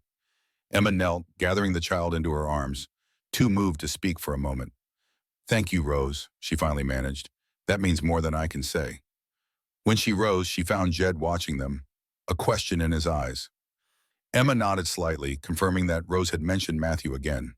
His expression softened with understanding, and he extended his hand to her, a gesture that felt both protective and respectful of her emotional moment. As they joined the others for the modest celebration, Emma was struck by how much had changed in the span of a few weeks. She had arrived at Thatcher Ranch a solitary woman, wounded by loss and seeking purpose. Now she stood as wife and mother, part of a family bound not by blood, but by choice and circumstance and growing affection. Tomorrow would bring the welfare officer and Dr. Wallace, with all their power to threaten this newfound stability. But today was for cementing bonds, for celebration, and for the quiet hope that they had laid a foundation strong enough to weather whatever storms approached. Judge Morris's wagon appeared on the horizon just as Emma was hanging the last of the morning's washing on the line. The sight sent a jolt of alarm through her until she recognized the elderly magistrate's distinctive white beard. This wasn't the dreaded welfare inspection. Not yet. "Visitor, Ma," Thomas called from his lookout position on the porch rail, using her new title with evident pleasure. "I see him," Emma acknowledged, wiping her hands on her apron. "Go tell your father, please." As Thomas dashed off, Emma straightened her hair and smoothed her skirt, grateful she'd chosen a respectable dark blue dress that morning rather than her usual work clothes. First impressions would be crucial today, with the welfare officer's visit looming tomorrow. Judge Morris brought his wagon to a halt in the yard, climbing down with the careful movements of a man whose joints protested such activities. "Mrs. Thatcher," he called, removing his hat. "Congratulations on your nuptials. I trust married life is treating you well?" "Very well, thank you," Emma replied, moving forward to greet him. "We're honored by your visit, Judge. Please come inside where it's warmer." "Much obliged." He retrieved a leather portfolio from the wagon seat before following her toward the house. "I brought the papers we discussed. Thought you might want them before your official visitor arrives." Jed appeared in the doorway, his expression shifting from concern to cautious relief at the sight of their visitor. "Judge Morris, good of you to come." The men shook hands, and Emma led them into the parlor, which still bore subtle signs of yesterday's wedding. She excused herself briefly to prepare coffee, giving the men time to speak privately. When she returned with a tray, they were deep in discussion over several official-looking documents. "Ah, coffee. A blessing on a chilly morning," the judge said appreciatively, accepting a cup. "I was just explaining to your husband the papers I've brought." "Guardianship documents," Jed clarified for Emma's benefit, "and property deeds." "Indeed," Judge Morris stirred sugar into his coffee. "The guardianship papers establish you both as legal guardians to all 4 children. Rushed through with some creative interpretation of procedural timelines, I might add." "We're deeply grateful," Emma said, taking a seat beside Jed, close enough that their shoulders nearly touched. A united front. "The property deeds are equally important," the judge continued. "I've registered your marriage with the land office and updated the homestead claim to include Mrs. Thatcher. Under the Homestead Act, a married couple's claim is considerably stronger than a single man's, particularly when improvements and continuous residency can be demonstrated." "Will this be enough?" Jed asked, the question that weighed on all their minds. Judge Morris's expression grew serious. "It should be by any reasonable legal standard. But I must warn you, Wallace and his associates aren't playing by reasonable standards. They want this land, and they're using the welfare investigation as leverage." "We know," Emma said quietly. "Dr. Cooper warned us." "Good man, Cooper. Knows which side he's on." The judge sipped his coffee thoughtfully. "The welfare officer, man named Peterson, isn't a bad sort on his own, but he's young, impressionable, and Wallace has his ear." "What do you suggest we do?" Jed asked. "Be respectful but firm. Have these documents prominently displayed.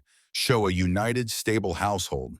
Morris glanced toward the window where the children could be seen playing in the yard under Samuel's watchful eye. "Those young ones are your best evidence, Thatcher. Let them speak to how they're thriving here." The judge departed an hour later, leaving behind not only the critical documents, but also a sense of cautious optimism. The legal groundwork was laid. Now they needed to demonstrate that Thatcher Ranch was the best possible home for the children. Emma spent the remainder of the day in a flurry of activity, ensuring the house was immaculate, preparing a special dinner, and reviewing lessons with each child. Jed, meanwhile, made sure the barn and outbuildings were equally presentable. painfully aware that every aspect of their lives would be under scrutiny tomorrow. By evening, exhaustion had set in, yet sleep proved elusive. After the children were tucked in bed, Emma found herself restlessly checking and rechecking preparations. She was in the parlor, straightening already straight cushions, when Jed appeared in the doorway. "You should rest," he said quietly. "Tomorrow will be challenging enough without exhaustion." Emma sighed, acknowledging the wisdom of his words, even as anxiety compelled her to continue. "I know. I just want everything to be perfect." "It won't be," Jed replied, his pragmatism strangely comforting. "No home with 4 children could be, but it will be real, and that's what matters." He crossed to where she stood and gently took the cushion from her hands, replacing it on the settee. "Come sit outside for a while," he suggested. "Clear your mind before bed." The night air was cool but not unpleasant as they settled onto the porch steps, shoulders almost touching. Above them, stars scattered across the vast Wyoming sky like diamonds on black velvet, their eternal presence a reminder of how small human concerns could be in the grand scheme of creation. "I keep thinking about what to say tomorrow," Emma admitted after a comfortable silence. "How to explain our situation in a way that doesn't sound contrived." Jed considered this, his profile thoughtful in the moonlight. "Maybe we don't explain," he said finally. "Maybe we just are who we are. A family finding its way, imperfect but committed to each other." "Is that what we are?" The question slipped out before Emma could consider its implications. Jed turned to look at her directly, his eyes reflecting starlight. "Isn't it?" he asked simply. The directness of his gaze made her heart quicken unexpectedly. "Yes," she answered softly. "I believe it is." Something shifted between them in that moment, an acknowledgement that whatever had brought them together, they now faced a shared future that mattered to them both. "I never expected this," Jed confessed, his voice low. "After Sarah and Joseph died, I thought that part of my life was over. The children filled a void, gave me purpose, but I never imagined. Having a wife again," Emma supplied when he trailed off. "Having someone to share the burden," he corrected gently. "Someone who sees these children the way I do, as precious souls worth fighting for, not just responsibilities to bear." The simple honesty of his words touched Emma deeply. "I feel the same," she admitted. "After Matthew died, I thought my chance to be a mother was gone forever. Finding these children, finding this place, it's been a gift I never anticipated." Even with Wallace and his cronies breathing down our necks, there was a hint of wry humor in Jed's tone. Even then, Emma smiled, surprising herself with how true it was. Jed's hand moved to cover hers where it rested on the step between them, his touch warm and reassuring. "We'll face them together," he said firmly, "and whatever comes after." The contact sent a pleasant warmth up Emma's arm, a physical connection that matched the emotional one forming between them. They sat together in comfortable silence, hands linked, watching as a shooting star traced a brief, brilliant path across the heavens. A good omen, Emma decided, for the challenges that awaited them. When they finally rose to seek their separate beds, for despite their legal status as husband and wife, they had tacitly agreed to give their relationship time to develop naturally, Emma felt a renewed sense of purpose and confidence. Whatever tomorrow brought, they would meet it as a united family. And that, she was beginning to believe, might be enough. Morning arrived with a bitter wind that seemed fitting for the day ahead. Emma woke before dawn, a knot of anxiety already forming in her stomach. She dressed with extra care in her most respectable outfit, a high-necked navy dress with modest trim, and arranged her hair in a style both neat and matronly. In the kitchen, she was surprised to find Samuel already up, stoking the fire with practiced efficiency. "Couldn't sleep," he explained before she could ask, his young face solemn in the firelight. "Figured I might as well make myself useful." "Thank you," Emma said simply, understanding his need for action in the face of worry. "Would you like to help me prepare a special breakfast?" He nodded, and they worked together in companionable silence, mixing batter for flapjacks, a rare treat reserved for special occasions. By the time Jed and the other children joined them, the kitchen was warm and filled with inviting aromas. "Smells mighty fine in here," Jed commented, his casual tone belied by the alertness in his eyes. Like Emma, he had dressed with care in his best shirt and cleanest trousers, his hair neatly combed. The children, sensing the importance of the day, were unusually subdued as they ate, even Thomas limiting his chatter to occasional whispered comments to Ellie. Only Rose seemed unaffected by the tension, humming softly to herself as she carefully cut her flapjacks into precise triangles. "Remember," Jed said as they finished breakfast, "Mr. Peterson and Dr. Wallace will be asking questions. You should answer truthfully but respectfully. There's no need to be afraid." "What if they try to take us away?" Samuel asked bluntly, voicing the fear that hung over them all. Jed's gaze was steady. "They won't succeed," he said with quiet certainty. "This is your home, and no one is going to change that." Emma watched as his words visibly strengthened the children, their shoulders straightening, chins lifting, with renewed confidence. Jed might not be a man of many words, but when he spoke with such conviction, it was impossible not to believe him. They had just finished clearing the breakfast dishes when the sound of approaching horses drew their attention. Emma's heart leaped into her throat as she moved to the window, watching as two men dismounted in the yard. "They're here," she announced, her voice steadier than she felt. Jed moved to stand beside her, his hand briefly touching the small of her back in a gesture of solidarity. "Let's greet them together." The October wind whipped at their clothing as they stepped onto the porch, the children arrayed behind them like a small honor guard. Emma took in the visitors with a quick, assessing glance. The younger man must be Peterson, the welfare officer, perhaps 30, with a thin mustache and the uncertain posture of someone not entirely comfortable with his authority.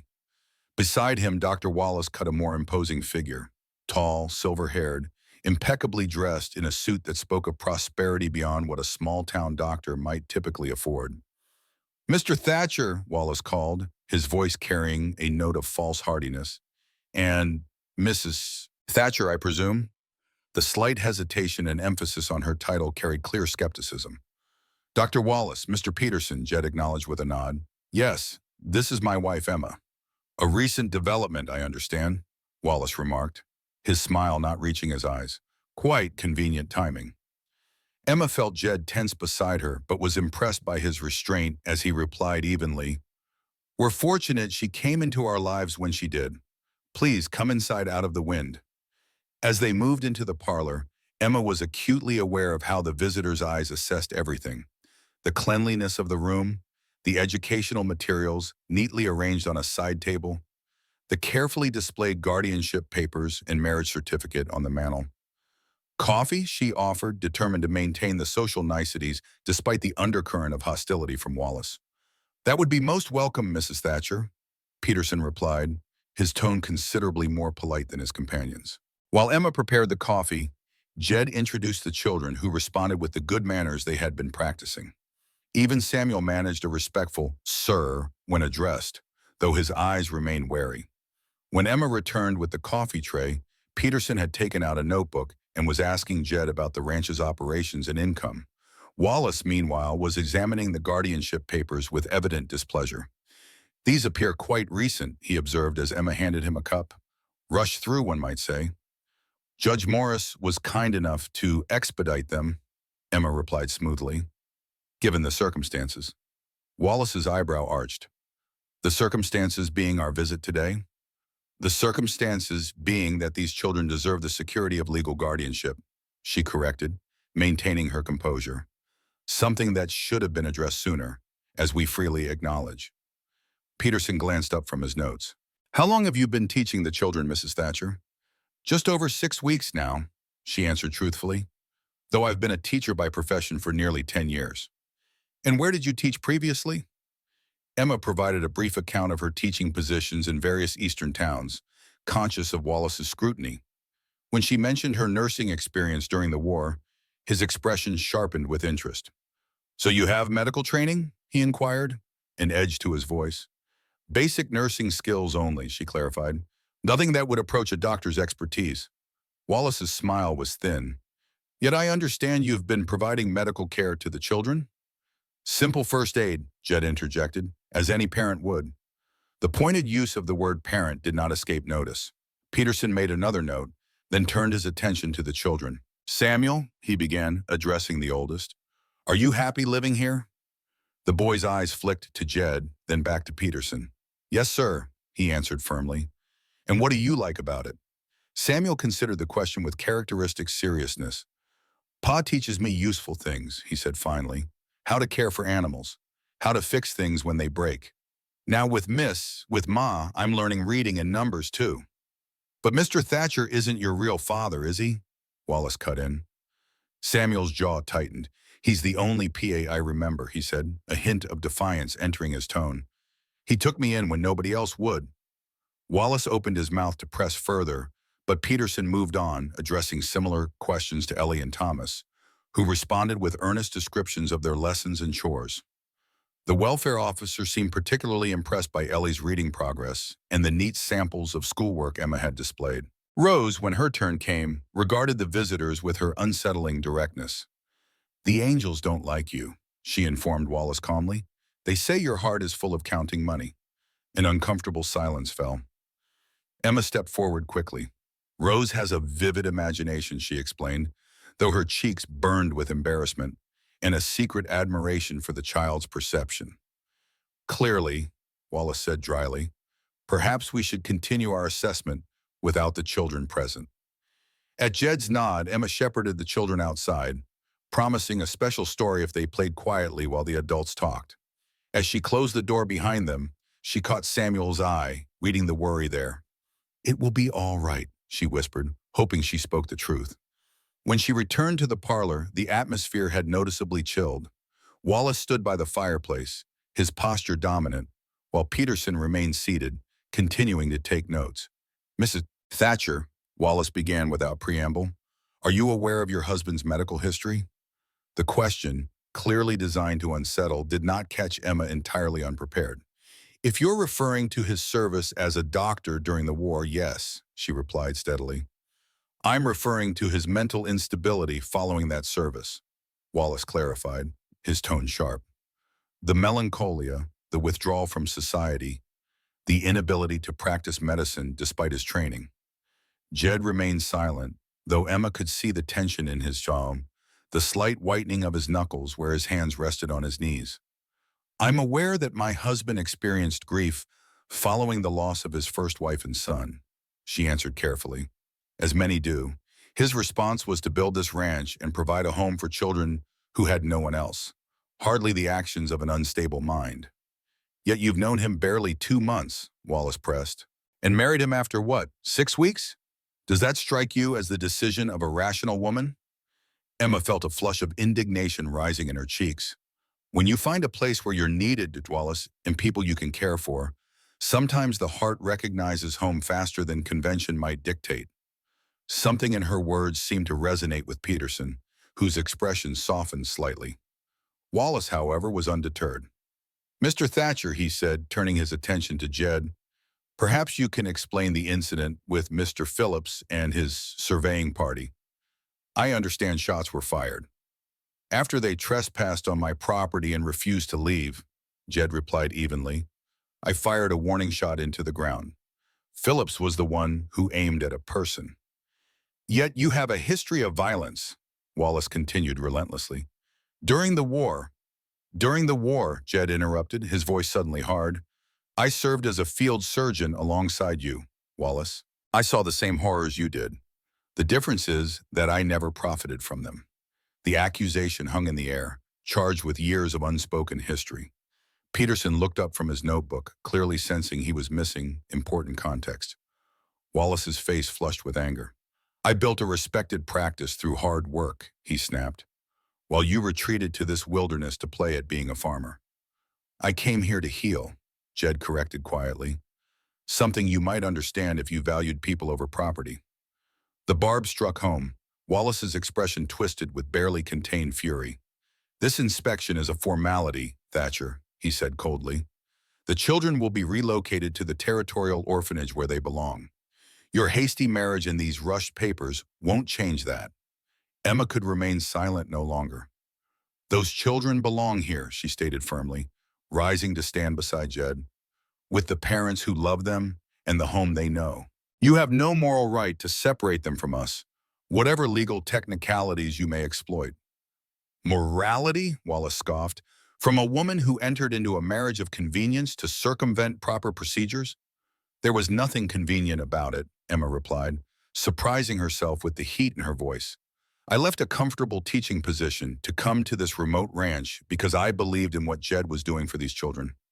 I married him because together we can give them the family they deserve. And yes, because I've come to care for him as well. The last admission wasn't planned, but as she spoke the words, Emma realized their truth. She did care for Jed, his strength, his gentleness with the children, his quiet integrity. What had begun as an arrangement had grown into genuine affection, with the potential for something deeper still. Jed's hand found hers, a silent acknowledgement of her declaration. They stood together, a united front against Wallace's hostility and Peterson's wavering judgment. The welfare officer cleared his throat, clearly uncomfortable with the emotional turn of the interview. I think we've gathered sufficient information, he said, closing his notebook. We'll review the situation and provide our determination by week's end. You have all the documentation there, Jed reminded him, indicating the papers on the mantel. Legal guardianship, marriage certificate, property deeds. By any objective standard, this is a suitable home for those children. Peterson nodded noncommittally, but Wallace's expression remained coldly confident as they made their preparations to leave. The doctor paused at the door, turning back with a parting shot. Enjoy your family while you can, Thatcher. Progress is coming to this valley, with or without your cooperation. After they had ridden away, Emma and Jed remained on the porch, watching until the dust from their horses' hooves dissipated in the autumn wind. The children gathered around them, sensing the gravity of the moment despite their limited understanding of the adults' concerns. Did we do good? Thomas asked anxiously. Did we answer the questions right? You all did wonderfully, Emma assured him, drawing him close against her skirt. We couldn't be prouder. But they're still going to try to take us away, aren't they? Samuel's perception, as always, cut straight to the heart of the matter. Jed placed a hand on the boy's shoulder. They may try, he acknowledged, but we have right on our side, son, and we're not giving up without a fight. Ellie slipped her hand into Emma's. We don't want to go to the orphanage, she said softly. We want to stay here with you and Pamba. Emma knelt, gathering both Ellie and Rose into her embrace. And we want you to stay, she said fervently, more than anything in the world. Rose, who had been unusually quiet, suddenly smiled. The angels say not to worry, she announced with her peculiar certainty. They say the storm is coming, but we'll all be together after. Her words, cryptic as they were, sent a chill down Emma's spine. What storm, Rose? She asked gently. The little girl shrugged. Don't know, but Matthew says to tell you that home is where love stays, even when it's hard. Emma's eyes met Jed's over the children's heads, a silent communication passing between them. Whatever Wallace and his associates had planned, whatever challenges lay ahead, they would face them as a family, not just for the children's sake now, but for the future they were beginning to envision together. Your brother is very wise, Emma told Rose softly, her heart full with the realization that in this moment, she truly meant those words. Somehow, through this strange, beautiful child, Matthew remained a part of her life, guiding her toward healing she had never expected to find. As they ushered the children inside for lunch, the wind picked up, bringing with it the first spattering of cold rain, harbinger of the storm Rose had mysteriously predicted. But within the walls of the ranch house, warmth and determination prevailed, a family united against whatever forces sought to tear them apart. The next 2 days passed in a strange limbo of anticipation and routine. They continued with normal activities, lessons, chores, meals together, while awaiting Peterson's decision. Emma found herself treasuring small moments that might previously have passed unnoticed. Thomas's delight when he successfully read a difficult word, Ellie's shy presentation of a drawing she had made of the family, Samuel's grudging request for help with a complex arithmetic problem, and Jed's hand lingering on hers when passing the coffee at breakfast, the warmth in his eyes when their gazes met across the dinner table, the quiet conversations on the porch after the children were asleep. Small shifts in their relationship, like the first tender shoots of spring breaking through winter soil. On the evening of the second day, as a fierce storm lashed the valley with rain and wind, they gathered in the parlor. Emma read aloud from Treasure Island, while Jed repaired a bridle by the fire. The children clustered around her on the settee and rug. The domesticity of the scene struck her suddenly. This was what home felt like, what family meant. The thought that it might be torn apart by Wallace's machinations seemed unbearable. As if sensing her distress, Jed looked up from his work, meeting her eyes with a reassuring steadiness that somehow conveyed both empathy and strength. "We'll get through this," his gaze seemed to say. "Together." Emma smiled slightly, drawing comfort from his silent support, and continued reading as the storm raged outside. None of them were prepared for the pounding on the door that came well after midnight. Jed, who had been checking the windows one last time before retiring, opened it to find Mrs. Henderson's oldest boy, drenched and breathless, on the porch. "Pa sent me," the youth gasped. "There's men coming, Phillips and some others. They're talking about papers from the territorial office, saying you've been declared unfit, and they're coming to take the children at first light." Jed's face hardened as he ushered the boy inside. "When did you hear this?" "Just now. They stopped at our place looking for directions in the storm. Pa sent me out the back way to warn you, while Ma delayed them." Emma, who had come downstairs at the commotion, felt her blood run cold. "They can't have an official ruling yet," she protested. "Peterson said by week's end." "Wallace must have pressured him," Jed surmised grimly, "or bypassed him altogether with his political connections." "What can we do?" Emma asked, fighting to keep panic from her voice. "We can't let them take the children." Jed was silent for a moment, clearly weighing their limited options. "We need to leave," he said finally. "Get the children away until we can sort this out legally." "Leave?" Emma repeated, the implications sinking in. "But where would we go?" "My brother's place in Colorado," Jed decided. "It's 3 days hard riding, but he'll take us in until we can fight this properly." 3 days through this storm, with 4 children? The plan seemed impossible, yet what alternative did they have? "Better than losing them to Wallace and his cronies," Jed said firmly. "Henderson," he turned to the soaked messenger, "can you make it back home without being seen?" The youth nodded confidently. "Yes, sir. Storm's good cover. Tell your pa we're grateful for the warning, and that we'll make this right when we can." After the boy departed, they moved with urgent efficiency. Emma woke the children, explaining in simple terms that they needed to travel immediately. To their credit, even Thomas grasped the seriousness of the situation, dressing quickly and helping gather essentials. Samuel, appearing older than his years, assisted Jed in preparing the wagon and horses. The storm, while making travel treacherous, would also cover their tracks and delay pursuit, a mixed blessing they desperately needed. As Emma packed food, clothing, and the children's most treasured possessions, Rose appeared at her side, clutching her rag doll and the small wooden box Jed had given her on her 3rd birthday. "The angels say it's time for the storm," she said solemnly. "But they're coming with us." Emma paused in her frantic packing. "Your angels will protect us?" she asked, humoring the child despite the gravity of their situation. Rose nodded seriously. "And Matthew, too. He says to tell you that home isn't a place, it's people who love each other." Tears sprang to Emma's eyes as she knelt to embrace the little girl. "You're right, sweetheart. Home is wherever we're together, and we're going to stay together, no matter what." Within the hour, they were loaded and ready, the wagon packed with necessities, the children bundled in their warmest clothes, lanterns ready to light their dangerous journey through the stormy night. Jed helped Emma onto the wagon seat beside him, his hands strong and steadying. As they prepared to depart from the ranch that had been their sanctuary, their eyes met in the dim lantern light, a wordless promise passing between them. Whatever came next, they would face it as they had faced Wallace, together, a family bound by something stronger than blood or law. And perhaps, Emma thought as they set off into the tempestuous darkness, that was the greatest blessing of all, finding love and belonging in the most unexpected circumstances. Rose's words echoed in her mind as the ranch house faded from view behind them. Home isn't a place, it's people who love each other. And by that measure, they were home already. 3 days of treacherous travel through wind and rain had tested their endurance. But the Thatcher family had persevered. When they finally crested the last hill and saw the sprawling ranch nestled in a sheltered valley below, Emma felt a wave of relief wash over her exhausted body. "Is that it, Pa?" Samuel asked, his voice hoarse from days of cold air.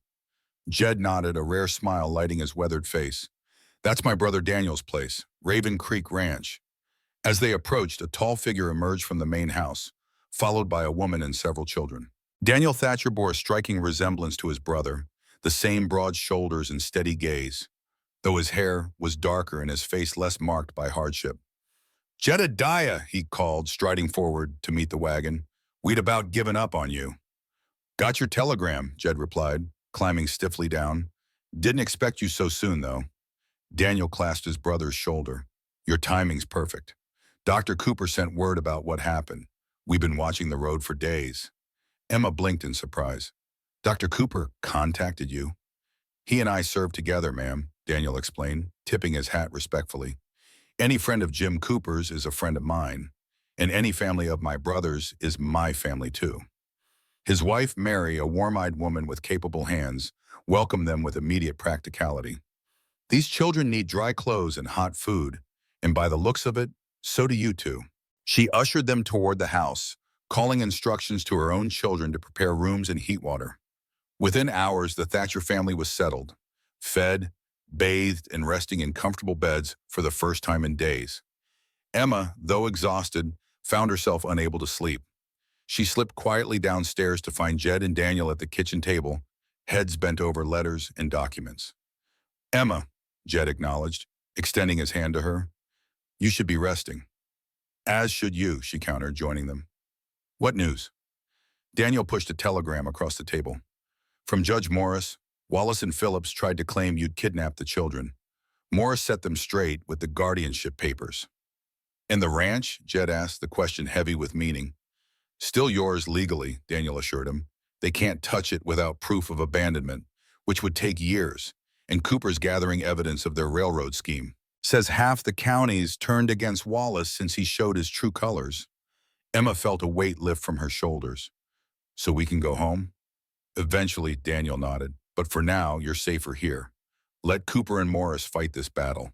They have the law on their side." Jed's hand found Emma's, a gesture that had become so natural she hardly noticed it anymore. "We have a home here for as long as we need," he said, his voice carrying the certainty she'd come to rely on.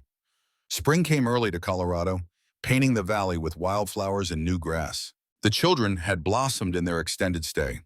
Samuel finding a kindred spirit in his cousin Jacob, both boys sharing a passion for horses. Ellie thriving under Mary's gentle tutelage in household arts while continuing her studies with Emma. Thomas exploring every inch of the ranch with boundless energy. And Rose, always Rose, watching it all with those knowing eyes, occasionally sharing whispered conversations with her invisible friend. Emma stood on the porch watching Jed work with Samuel and Jacob in the corral, teaching them to gentle a half-wild colt. The months since their hasty departure from Wyoming had brought changes to all of them, but perhaps most to her relationship with Jed. What had begun as an arrangement of necessity had deepened into something neither had anticipated. Sharing the small cabin Daniel had offered them, for privacy, Mary had said with a knowing smile, they had gradually crossed the boundaries of their initial hesitation. First came comfortable conversations late into the night, then the comfort of touch in moments of worry or joy, and finally the full expression of the love that had been growing between them all along. Mary joined her on the porch, handing her a cup of coffee. "You're glowing this morning," she observed with the directness of a sister. Emma felt a flush rise to her cheeks. "Am I?" "Mm-hmm," Mary smiled. "When are you planning to tell him?" "Tell him what?" Emma asked, though she suspected Mary had guessed her secret. "That there'll be another Thatcher joining the family come winter." Emma's hand instinctively moved to her still flat stomach. "How did you know?" "5 children of my own," Mary chuckled. "I recognize the signs. And the doctor in me notices when someone can't stomach coffee anymore." She squeezed Emma's hand. "He'll be overjoyed." Before Emma could respond, a rider appeared at the edge of the property, approaching at a canter. Daniel emerged from the barn, shading his eyes. "It's Cooper," he called. Dr. James Cooper dismounted with the ease of a man half his age, his medical bag replaced by a leather satchel bulging with papers. Jed and the boys abandoned their work in the corral to greet him. "It's done," Cooper announced without preamble. "Wallace has been charged with fraud and conspiracy. Phillips, too. The railroad's withdrawn its interest in your valley after the scandal." He produced an official-looking document from his satchel. "And this This is your full legal title to Thatcher Ranch, signed by the territorial governor himself. No one can challenge your claim now or your guardianship of the children." Jed took the paper, his expression unreadable. "And what about you, Jim? Won't this hurt your position?" Cooper shrugged. "I've been offered a post at a hospital in Denver. Better work, better pay. Wallace did me a favor in the end." As the men discussed details, Emma felt a tug at her skirt. Rose looked up at her with those uncannily perceptive eyes. "Matthew says we can go home now," she said softly. "But he says we're already home too, wherever we all are together." Emma knelt, gathering the child close. "Your brother is very wise," she whispered. Later, as they shared the news with the children that they could return to Wyoming whenever they wished, Emma watched their reactions with interest. To her surprise, they seemed less excited than she'd expected. "Can't we stay a little longer?" Thomas asked, glancing toward his cousins. "Jacob was going to teach me to fish in the creek. And I'm helping Aunt Mary make a quilt," Ellie added. Samuel, always the most pragmatic, simply asked, "When would be the best time to move the horses?" Jed exchanged a look with Emma, a silent communication that had become second nature. "There's no rush," he said. "The ranch will be there when we're ready." That night, with the children asleep and the house quiet, Emma finally shared her secret with Jed as they sat by the fire in their cabin. "A baby?" he repeated, his voice hushed with wonder. "But I thought you said—" "I know," she smiled, taking his hand and placing it over her middle. "The doctors told me I couldn't have children after Matthew, but it seems they were wrong." His eyes, usually so controlled, filled with emotion. "Emma, I know," she said again, understanding all he couldn't find words to express.